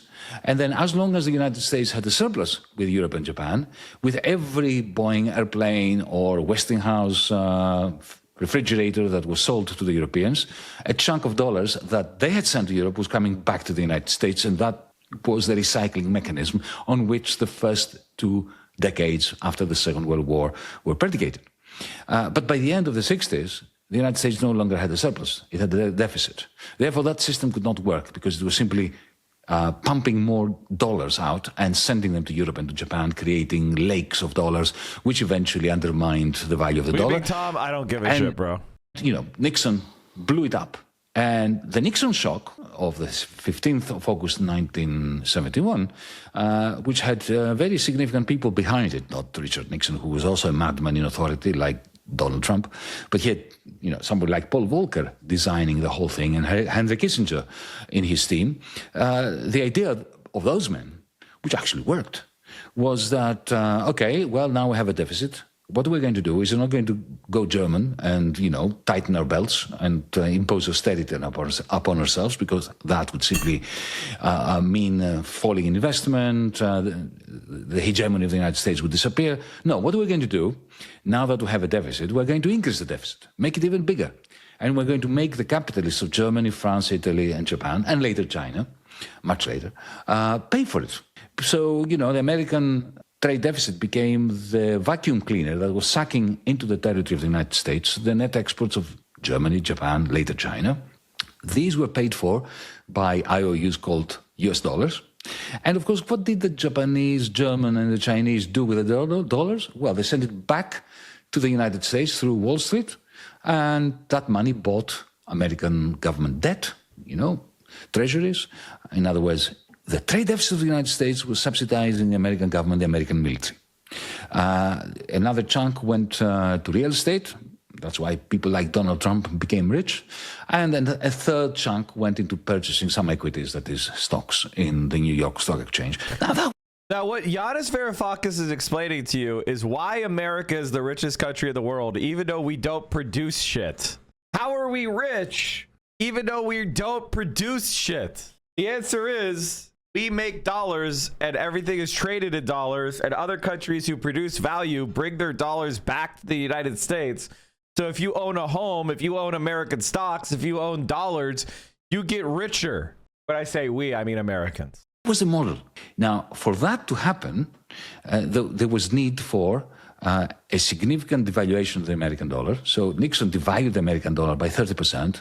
He sent John Connolly, remember the Treasury Secretary of Richard Nixon's? He went to Europe and he said, folks, the dollar is our currency, and from today, it is your problem. So he devalued it, and that devaluation meant inflation. And it also meant, in order to reduce the wage costs in the United States, effectively suppressing trade unions.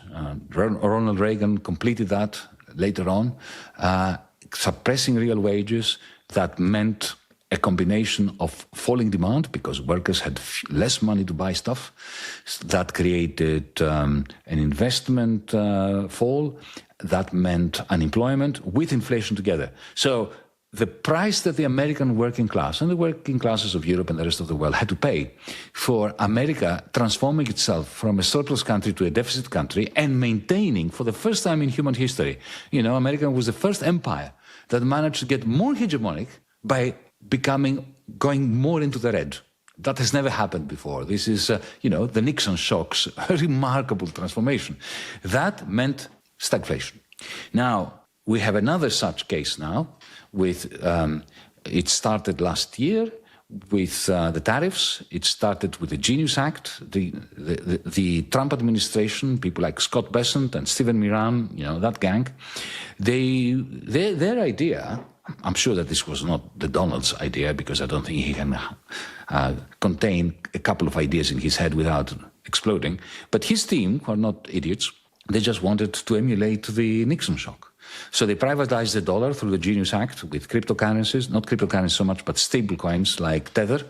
They are using big tech and the investment in artificial intelligence for the purposes of sucking into the territory of the United States the net capital flows of the rest of the world. The American trade deficit hasn't been reduced that much, so that element, the vacuum cleaner, still works. The vacuum cleaner that the Richard Nixon administration invented still continues. They went straight for the same playbook of reducing the value of the American dollar by 20-30%, as Nixon did.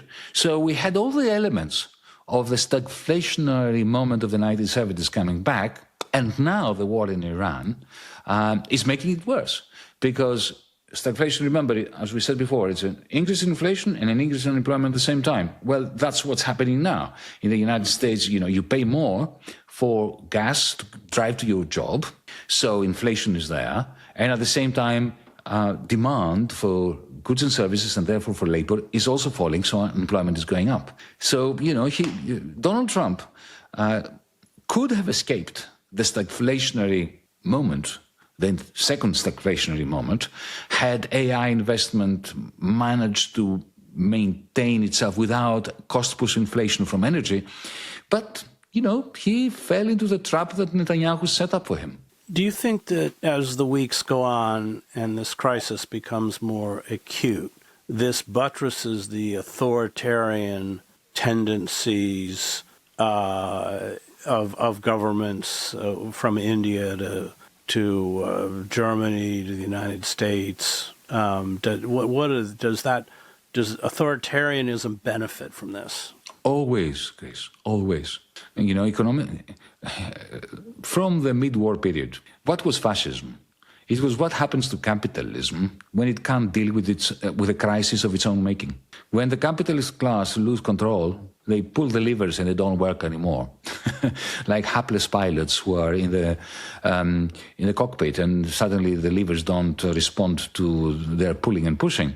Fascism is the go-to ideology and the go-to practices which allow them to remain in power. The fascists have always been particularly useful to the ruling class every time the ruling class made a mess of it and could not contain the crisis. ADL calls a rare strike Elon seethes. Extremist-related murders. At, for example, extremist-related murders in the United States. So over the last 25 years, Did you cover how Editor Mentum is truly an idiot? I mean, how many times can I say it? This is called a joke, chat. It's not a funny joke, but it's a joke. It's why he gets to go at Chapo Trap House after recognizing John Ossoff, because he makes jokes about the progressive young women like AOC and Kat Abou-Ghazaleh, and then he runs and glazes fucking John Ossoff and who the fuck else did he like that was suck shit? Gretchen Whitmer, John Ossoff, Andy Bashir. He's like, oh, AOC, she's only 97% progressive. That's why I like John Ossoff, who's 40% progressive or 22% progressive. That's my favorite candidate. Daughter of a health insurance executive, Gretchen Whitmer, who got into politics because she was recruited by the Blue Cross Blue Shield CEO. That's my future That's my future Democrat president. Gluck, gluck, gluck. Kamala Harris, she's going to win a landslide. Majority of them have been committed by people who self-identified or authorities have identified as quote unquote, let's say right-wing extremists. Because again, if I look at the actual violent events, they're mostly perpetrated by them. Now, on the other hand, that's not the entirety of the threats. Sure. So whether it's left-wing radicals or again, political Islamists or these other groups, we are absolutely focused on them too. But if you think about political Islamists in the United States, just for a moment, sure. Other than 2001, right, the 9/11 attack, like the number of people actually killed by political Islamists in the United States, it's a pretty low number, just statistically speaking. At, for example, extremist-related murders in the United States. So over the last 25 years, the majority of them have been committed by people who self-identified or authorities have identified as quote unquote, let's say right-wing extremists. Because again, if I look at the actual violent event. Ugh. I'm sorry, chat. He just started droning and I kept listening. Yes, right-wingers commit more of the violence, and Elon Musk is mad that he said a fact. Surprise, surprise. It's of its own making. And Elizabeth Warren is a vile enemy of us all. God, she sucks so fucking much. God, Elizabeth Warren. Mike from PA vindicated once again. The Elizabeth Warren left is fucking trash, and they're why we fucking lose. And every single time a progressive starts to be stupid, it's because they listen to Elizabeth Warren people. The Elizabeth Warren left is the death of us all. Jesus Christ, I fucking hate her so fucking much. Jesus Christ, she sucks. Holy fuck. Warren stayed in, accepted millions from a billionaire donor, and launched spurious charges of misogyny against Bernie to split the left. Her staying in, instead of dropping and endorsing Bernie after New Hampshire, contributed completely to the loss of several states. Bernie on Rogan attacks were bad faith attacks by Warren-aligned radlibs that wanted to keep the party out of the hands of an actual left-wing leader. We saw that pretty nonstop during 2020. Oh man, looks like they're doing it again. What a surprise! They're doing it fucking again. Wow, they did it with Biss. Now they're doing it with fucking Abdul. Like they're doing it again. They're doing it again. Wow. Elizabeth Warren narcissistically backstabbed Bernie and helped the right when it mattered. Brad Lander accepted he wasn't going to win and put his efforts behind a more progressive candidate. That society can be worked with in the future. Oh God. This is me coping. Bad take, Mike.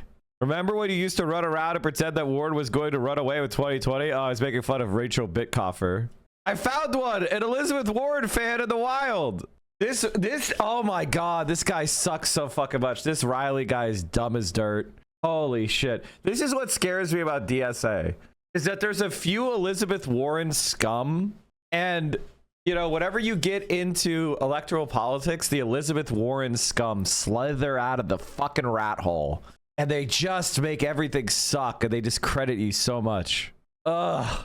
He didn't say there wasn't an overlap, just that it wasn't as much as you, Mike, and others seem to think it was. One half of her supporters were Hillary 2016 folks, FFs. God, these guys are so fucking stupid. They're so legitimately stupid. It's unbelievable. If Elizabeth Warren had dropped out and campaigned for Bernie, she would have influenced her supporters not to vote completely for Bernie, but the vast majority of them. By staying in the race super late and attacking him with misogyny, she hurt him. That's just a fact. You fucking dumb worm. Jesus Christ. Bro, I voted for Bernie in the 2016 primary and in the 2020 primary. I supported Warren initially in 2019, but switched to Bernie and voted for him. Wait, who the fuck is this? What was their old name? Who is this? Who did they used to be? Now they've got a fucking hammer and sickle in their name. Who is this? Proud socialist. Oh,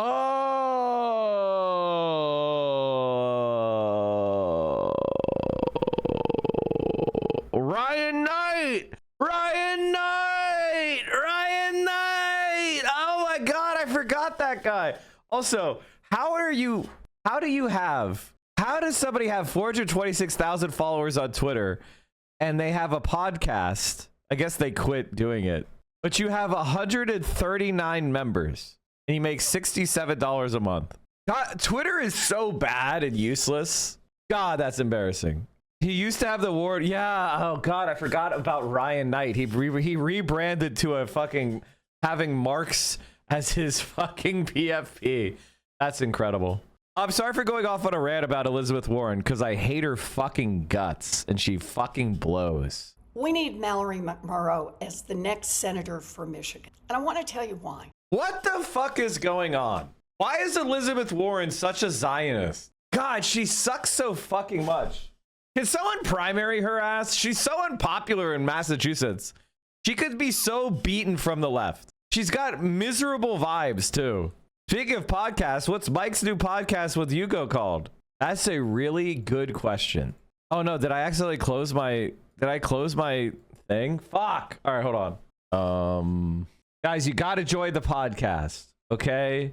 You gotta join it. When Hassan goes on, okay, so episode 1 is Charlie Kirk. What is episode 2? What was our release plan? What is episode 2? Episode 2 is Sam Hyde. Episode 3 will be Asmongold with Hassan Piker. Episode 4 is Nick Fuentes. We're probably going to do episode 5 is probably going to be Clavicular with Liv Agar. We're gonna have, I want to do one on Tim Pool, and I need to get either Emma Vigeland or Sam Cedar for that. I think Tim Pool would be Emma Vigeland, and I want to do I don't know, Dave Rubin has no juice anymore. You know, I was gonna say Sam Cedar, Dave Rubin, but maybe he has no juice. Sam is better for Tim. Jimmy Dore has no juice. Tim Pool is like falling off, but he is washed as fuck. Steven Crowder is washed as fuck. Ben Shapiro is washed as fuck. Like, part of the problem is like all these guys that I would want to do something against. Ethan Klein, Candace Owens with Brace Belton. Oh, that's a good one. Yeah, we're definitely gonna have Brace on. We might do Brace at like episode like 10 or 15 because I think he was just on program, so I don't want to overload him with requests. We should have Caroline on. Who is a right winger that Caroline really hates and is fixated on? Maybe we have Caroline for Amaranth. I doubt she would do that. Nicki Minaj. Oh, that would be funny. That's a good idea. Dems are controlled opposition and collaborate with Republicans. Who is the controlled opposition? Progressives collaborating with the establishment. They're called the Elizabeth Warren fake left. Those are people like Brian Tyler Cohen, David Pakman, that's the fake left. There's like the left, there's the fake left, and then there's the establishment. And the fake left loves to backstab the real left to weasel their way in with the establishment. Brett Cooper for Caroline. Have Madeline on. FD Signifier on. Yeah. Nick Mullen. I mean, of course, if they'll come on. Anthony Fantano. Yeah. I like Anthony. I was radicalized by Brian Tyler Cohen and Plackman's lack of coverage on Gaza. Yeah, because they're fake leftists. They're pieces of shit. All right. Look at this fucking loser. Holy shit.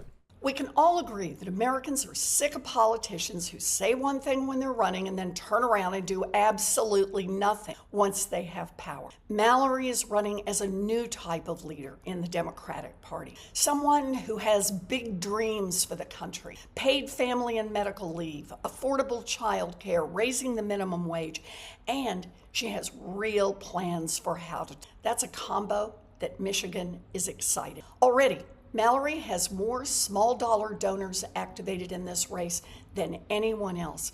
And she's building a grassroots movement that's growing and growing and growing. And she's building that movement without a single dollar of corporate PAC. That tells me that when she's in office, she'll be working for you and for you alone. Here's the thing. Mallory is both a fighter and a winner. I first spoke to her after she flipped a Republican-held seat back in 2018 and got elected to the Michigan State Senate. And I knew then what I know now. Mallory has the energy, she has the ideas, she has the fighting spirit that we need to win this seat. So Michigan, let's get this done. Why the fuck is this NATO twink saying good takes? Not this. Why is there a NATO twink with good takes? Like, what just happened? There needs to be a Dem Congressional Caucus more restrictive than the Congressional Progressive Caucus, basically a formalization of the Justice Dems. It has to be willing to endorse and spend against the CPC in choice races. North Carolina's 4th District and Illinois 9 are perhaps the best demonstrations for the need for it. What? Also, where the fuck's this on? I'm tired. iDubbbz on Ethan Klein would go hard. Oh, iDubbbz on Ethan Klein. What about iDubbbz and Anissa? I don't want anybody that's involved. Like, I would love to have Denham's on. I'd love to have Casey on, but or Frogan. But anybody who's in a lawsuit doesn't want to. They can't speak on something like a podcast. You know, like. By the way, Denham's is gonna win her case. Like, I've never been more confident than I am now. I'm like, Denham's is gonna win. Like, there's no doubt about that. She's gonna win. But we might even do multiple episodes on Ethan. Is Ethan like a 2K Andy now? Nah, he's not that below. But he's dying. The fungi will subscribe to the Patreon to get clips and cry at their Reddit. It's a really good idea. Oh no, I'm not. I plan on going directly after all these people. I don't give a shit. That's the point of the stream. The point of the stream is that Hugo and I are built to tank this shit. So when they're on, if they're getting shit made about them and it pisses them off, they're going to be attacking me and Hugo and not vulnerable people. That's the entire plan. Like, I am complete, like, it'll be fun as fuck. Why are you more confident about Denham's lawsuit now? Did something happen? Do you think that I would ever tell you something that could be used against her? You're out of your fucking mind. Do not talk about Denham's case. You might say something. Don't worry. I'm just saying she's going to win. I'm not gonna say anything that's gonna hurt her. Trust me. Ethan's H3 metrics are bleeding red. We might need to get this episode made soon before he's completely irrelevant. Down another 10K. Another 10K. I'm subscribed to that guy. That's what people say. Ew. Unsubscribe. Ew. I'm subscribed to that guy. Ew. Unsubscribe. Speaking of people that are on YouTube, did you know that I'm on YouTube too? Did you guys know that I'm on YouTube? I just passed 25,000 subscribers. And the trailer is now on my channel as well. So if you want to check out the trailer, it's on there as well. You could grow bigger if you debug Jang. He's so stupid. He sucks so fucking much. I just get chat. The thing is, like, he's just so boring. Mike, you have to upload more. I listened to you give a clinic on us on Intel Cartels a couple of weeks ago, and I've been waiting to share it around when it appears that on your YouTube it didn't. Oh, well, all right. Do I have a year-end goal for YouTube? 50K subs and an average of 25K views seems reasonable. Hey, Mike, your most algorithmically despised possible takes where the capitalists are furious about you posting. You're going to have nice, steady growth. Yeah, I hope. I'm trying. The Zhang guy is the new 13 keys guy. Hey, guys, remember when I fought with the 13 keys guy and he got really mad at me and blocked me? And then I was completely right in every way? Remember the 13? Remember Destiny was promoting the 13 keys guy? That's like that's some election day lore for everybody. The 13 keys guy was like getting promoted by Destiny. I made fun of the fuck out of them. And he blocked me. By the way, Jank, if Jank didn't have as much of an ego, I would be like, if he was able to take some fucking criticism, which being a man who could take criticism is such a superpower. It's so awesome. Oh my God, the cats are going fucking nuts. The cats are going nuts. Okay, can we get the Jank Uger key jangling keys? Oh, this is so fucking good. Hey, Alan, you deserve a tall glass of shut up juice, so can you just shut up for a second? I told him his theories about the keys were absurd. I was right, he was wrong. I said he'd lose his keys. No, you were couldn't not find right, them before and the I was election. not wrong, and that's a cheap shot, and I won't stand for it. Well, who won, brother? You should not be Who taking won? cheap Who shots. won? I've only been a professor for 51 years. On this program, I've never been able to finish a thought. How many books have you published? No, because you're personally attacking me. Why is he so fragile? Why is he so fucking fragile, bro? Stop being so fragile. The keys were wrong. Again, say whatever you want, but I'm not going to stand for brother, you got it wrong. Say you were whatever you want. preposterously and stupidly wrong. Man, poor Alan, man. You just crushed that professor, Jake. Decision-making record. You know, I feel... Shut the fuck up, Anna. I can't stand listening to you. The difference that I bring to the table is a track record of successful prediction based upon how American presidential elections have previously worked as pragmatic decision-making on whether or not the White House party has governed well enough. And then my analysis is based upon what's changed, what's shattered the pattern of 160 years of history. So I have a base for my analysis. I'm not just doing Monday morning quarterbacking. Jank, you need to learn some manners. Your act is getting really thin. I mean, brother, I said what was going to go wrong. It did go wrong. I was right. You were wrong in this election, spectacularly so, with your so-called keys. And now you come and tell us not the Monday morning unlike you, I'm willing to admit when I'm wrong. I mean, he did kind of counter-cook you there, Jack, there at the end. He did kind of counter-cook Jack with that last shot. But that was so fucking funny. Oh, the keys guy. Holy shit. Jesus Christ. Thank you for reminding me of a friendly memory. Well, the elections, like the median Pennsylvania voter. Wait, Hassan reacted to Pennsylvanians? Okay, this is the most Pennsylvanian looking situation. Like, okay, first of all, we got a heating oil price. How often do you see that? How often do you see heating oil price on the side of the street? Number one. Two, all the trees are naked. And it's fucking overcast. Okay, so this, ladies and gentlemen, is Pennsylvania accurate. Punxsutawney Phil would feel right at home. Republicans in the midterms who supported Trump. Let's take a listen to one more woman who we spoke with. If you could say something to President Trump and he was going to hear you right now, what would it be? You are a worthless pile of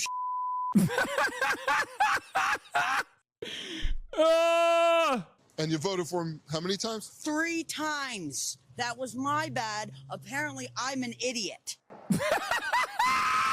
Bro, that is the most Pennsylvanian person I've ever seen in my life, honestly. True.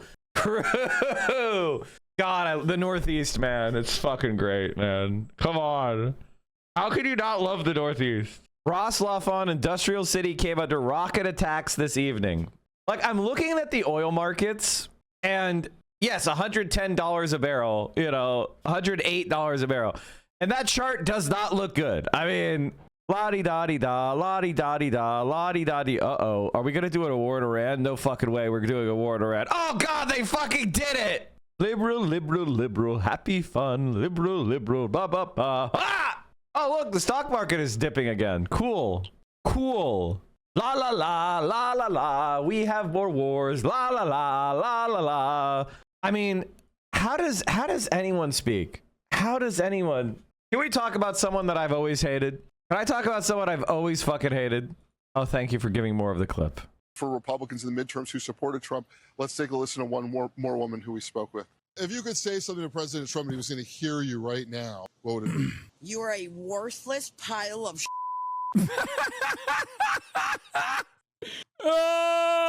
And you voted for him how many times? 3 times. That was my bad. Apparently, I'm an idiot. So not lots everyone of is thrilled personality with there, President Trump, John. as you Lots heard, of personality. Yes. Oh my God! Right? Not everyone's thrilled with him. That was a voter who voted for him 3 times. She went on to talk about the gas prices. She went on to talk about the war, about not supporting the idea of us, basically going around. Look, I know it's 85%, but God damn, does that feel good when I see that 15%? You know what I mean? I know Trump's approval for this war. So fucking good, dude. But someone who I always hated, and I ate a lot of shit. Do we still have the Gabbard command? Do we still have the Tulsi command? We used to have a command for this dumb piece of shit. I think she was so irrelevant, I deleted it. Joining us now is Ian. But what a complete and total fraud in every way. And I called it. I called it. Exclamation point reaction if you want to get to the podcast. Hey, Mike, I listened to the first episode of Reaction. Amazing show, super excited. But my main takeaway is that you need to read theory books. You have an amazing cadence. Okay, first of all, let me just say this. The purpose of Reaction is it's to hide our power level. We're not trying to be like super communist in that. It's not working. But we're trying to make it so any lib can watch it. All right? We want everybody to get in. And then we will radicalize them toward the stream. It's not intended to be a fucking super commie podcast. It's supposed to be a wide end of the funnel towards all the communists. Okay? I mean socialists, chat. I mean socialists. Ian Bremmer, president and founder of Eurasia Group and G0 Media. It's always good to see you, Ian. Who's right there, the senator or is it Tulsi? Oh, he said record. Oh, I just had an Alzheimer's. I need to go to Cuba and get the neuro thing because my word finding is failing. I think I have dementia. I need to go to Cuba for an injection immediately. What? Crazy? I don't know. Gabbard. Well, I mean, it's Tulsi insofar as this war is completely on the president.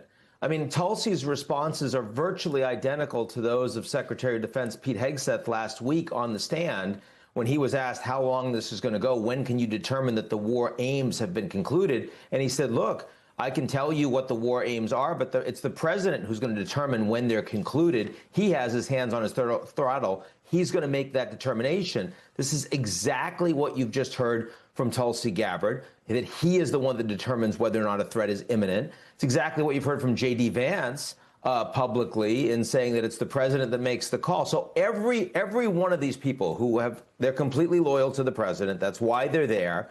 But they are not trying to take their own ownership. They're not trying to say, no, I was involved in making this decision. They're saying, this is the president's. That's what you're hearing today. And I think that's an important thing for the American people to hear. Is the senator right, however, insofar as the threat assessment is supposed to be an independent, objective, thoughtful, intelligence-based assessment? Yes, of course. And again, if you want to argue it legally, the global briefing that comes out from the National Intelligence Council that I always read when it comes out, they make threat assessments and they assess the comparative imminence, the scale and the likelihood of those assessments. Intelligence officers do that all the time. But while Tulsi dodged that, the reality of the situation is that there is only one voice in this administration that counts when it comes to determining imminence. And it's not Tulsi, and it's not the former director of counterterrorism that just resigned. It's not the vice president. It's not Rubio. It is President Trump. And again, I think that in that regard, she provided some really important information in that testimony. If anybody had any doubt about it. Uh-oh. Uh-oh. Tulsi Gabbard, did I ever make a video about it? I've talked about her so many times on the stream before. But Tulsi Gabbard is a grifter and has always been a grifter. If I haven't made a video on her, I really should. But, I mean, maybe not. Who gives a fuck about Tulsi Gabbard? She has no motion. But she used to go on Fox News and go, Barack Obama refuses to name the enemy. Radical Islamic terrorism. She was a member of a weird homophobic cult in Hawaii. But the reason she was made vice chair of the DNC is because she was a conservative on war. And she pivoted toward Bernie Sanders opportunistically in 2016 because she saw that there was a huge grassroots support for Bernie and not a lot of institutional Dems were supporting him. So she could raise her profile instantly by being one of the few office holders to endorse Bernie. She is a fraud. She has always been a fraud, which is why, in case you're wondering, I was anti-Tulsi Gabbard in 2020. I was anti-Tulsi Gabbard the entire way. Other than her endorsing Bernie Sanders in 2016, she's been dog shit and continues to be dog shit. Then she worked as a commander of a literal PSYOP brigade. Let me see if I can find it on Fox News. Obama, radical Islam. Oh, here we go. Holy shit. I found it. And what is so frustrating now, as we look at the situation there, our administration refuses to recognize who our enemy is. And unless and until that happens, then it's impossible to come up with a strategy to defeat that enemy. We have to recognize that this is about radical Islam. This is as much a military war as it is an ideological war. And we've got to understand what that ideology is and challenge it, understand it, so that we can defeat it and protect our citizens, protect the American people. That's something that has to be done in order for us to look at places like Iraq, places like Syria, and places really in different parts of the world, North Africa and Nigeria. This is not just about one group called ISIS or another group called Al-Qaeda. This is about an overall threat posed by this radical Islamic extremist agenda that exists all around the world, as we're seeing, unfortunately, most recently in Paris and in Europe. So very quickly, Congresswoman, you're upset you didn't hear those words from the president today? Is that what you're saying? Well, I can't believe she's talking to a Zionist and he's like, yell at Obama for not being more pro-war enough. This is what politics used to be like, chat. If you got interested in politics after 2016, you have no idea how bad it really was. Kevin, don't use misogynist slurs, and the bro. White House, whether it's today or yesterday or like, tomorrow, I get it, is not actually saying this is a war that the Islamic extremists are posing against the United States and against the West. And we recognize who our enemy is and come up with a strategy to defeat that enemy. It's going to be slightly different in different places. It'd be different in Iraq and different in Nigeria. But unless and until you recognize who our enemy is and understand them, then we won't be effective in defeating that threat. And we're going to continue to see the kinds of tragic incidences that we've seen most recently in Paris. They were like, Mike, that was on CNN, not Fox News. Well, fuck you. I'm accurate. Wait, give me the video.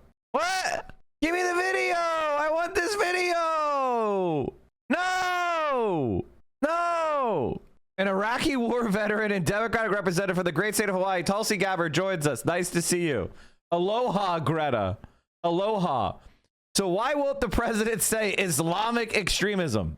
the first thing we have to understand is it's not just about words. It's not just about semantics. It's really about having a true understanding of who our enemy is and how important that is.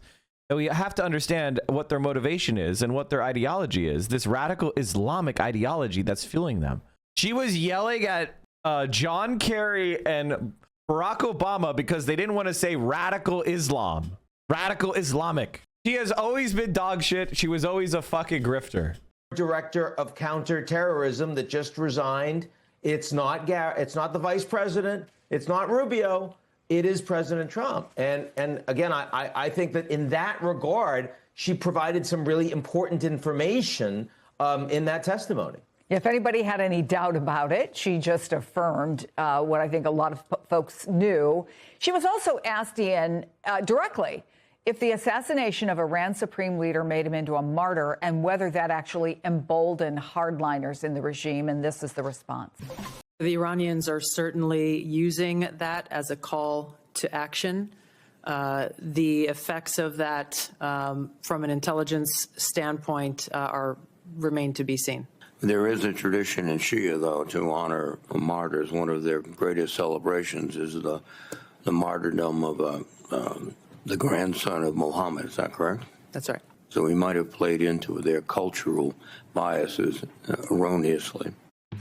So I guess it's a key question, right? Did this assassination weaken the regime or strengthen it, or if nothing else, strengthen their resolve? Look, I do believe that if you assassinate the leadership, and it's not just the supreme leader, of course, but it's also, as we saw, Larijani, who's the operational day-to-day leader of the country over the last few weeks and is actually pretty capable. Others that have been taken. Acting like Christians don't literally worship a martyr. That's the whole point. Martyrdom in Christianity is the best way to sainthood. Like, literally dying for your beliefs is considered to be saintly in Christianity. Like, what the fuck are we talking about? These people are so fucking demonic. It's crazy.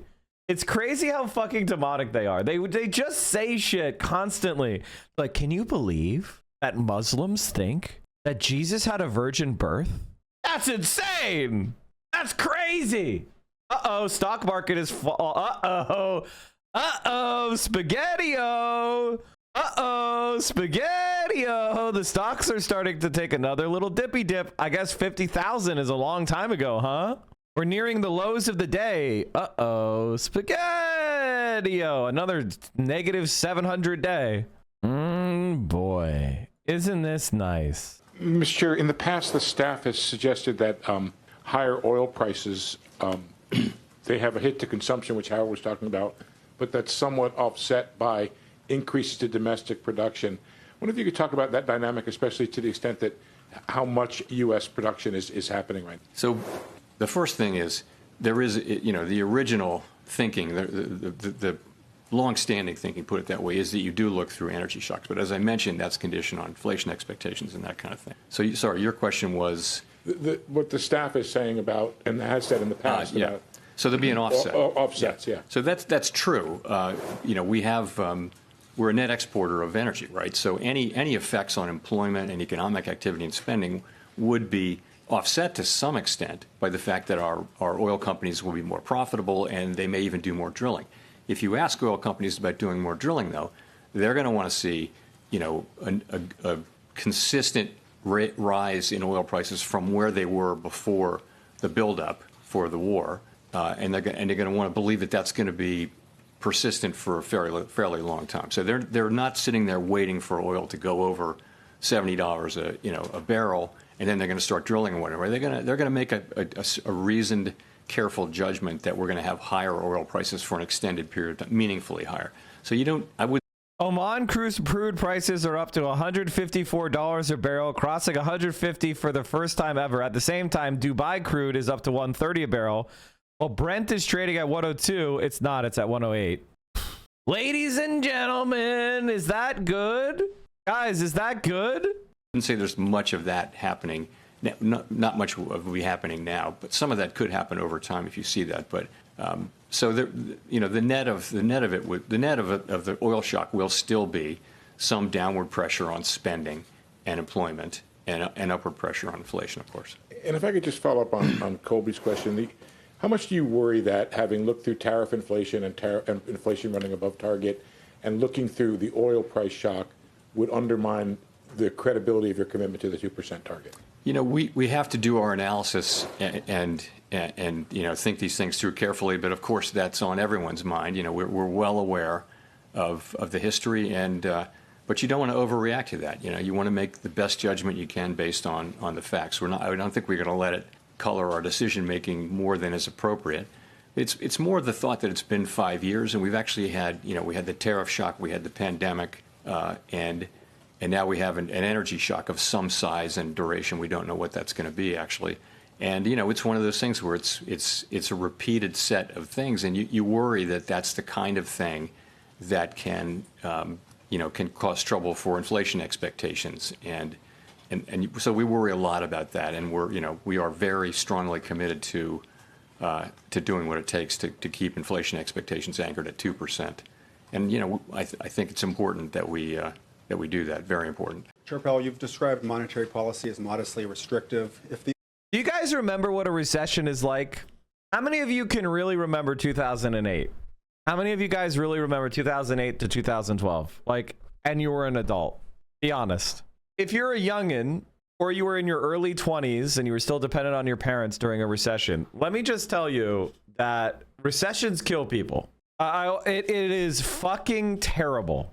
You know, you look back on them and you see the economy recovered. When you're in a recession or when we're heading into one, it's absolutely terrible. And the thing about the 2008, 2009 recession is they were deflationary.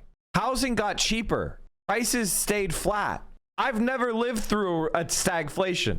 My parents still talk about stagflation. They still talk about that. But they were young when that shit happened. They remember stagflation. When prices are going crazy and you can't find a job, and any money you borrow, you have to pay a 20% interest rate for a mortgage, you're not going to have a good time. Stop. That. Charlie. Oh! Stop it. Stop. What? You have any idea what you just did? Come on, we just made the deal of our lifetimes. We should celebrate. You just bet against the American economy. Fuck yeah, we did. Yeah. Fuck yeah. Which means, if we're right, people lose homes, people lose jobs, people lose retirement savings, people lose pensions. You know what I hate about fucking banking? It reduces people to numbers. Here's a number. Every 1% unemployment goes up, 40,000 people die. Did you know that? No. Did you know that? No, I didn't know that. We were just excited.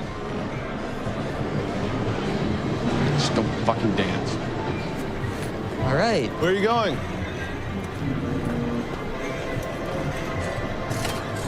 Whoa, I just got really scared.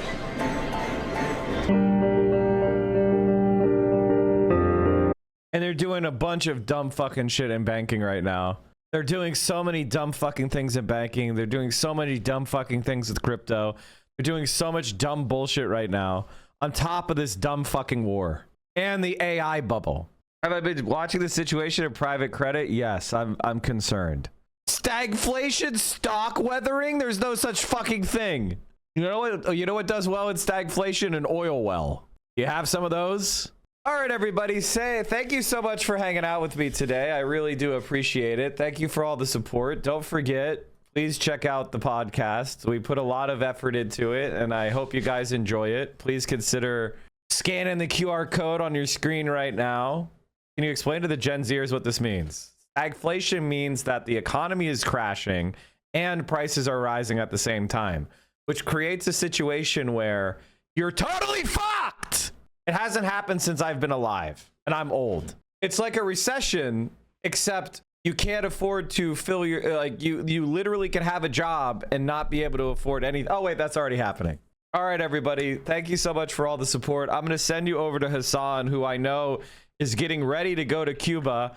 I wanted to, I'm not currently planning on going to Cuba, so I wanted to bring on and we were able to get one of the members of the Cuban embassy on the stream, which was really great. Hope you enjoyed that. VO is going to be streaming later tonight. We got a VO night stream. So make sure you follow that. Thank you all for following me on all the things. Make sure you are at the Reaction Podcast. We've already got 4 episodes, actually 5 episodes recorded. So we're going to be publishing them steady. I guarantee you, come hell or high water, you're going to be getting quality content for months if you subscribe to this podcast. It's already in the can. So thank you guys, gals, non-binary pals, for all your support. I'll see you soon. Solidarity forever. Say hi to Hassan for me. Free Palestine. No war for oil. Jesus fucking Christ, we're screwed. All right, everybody, take it easy. Peace.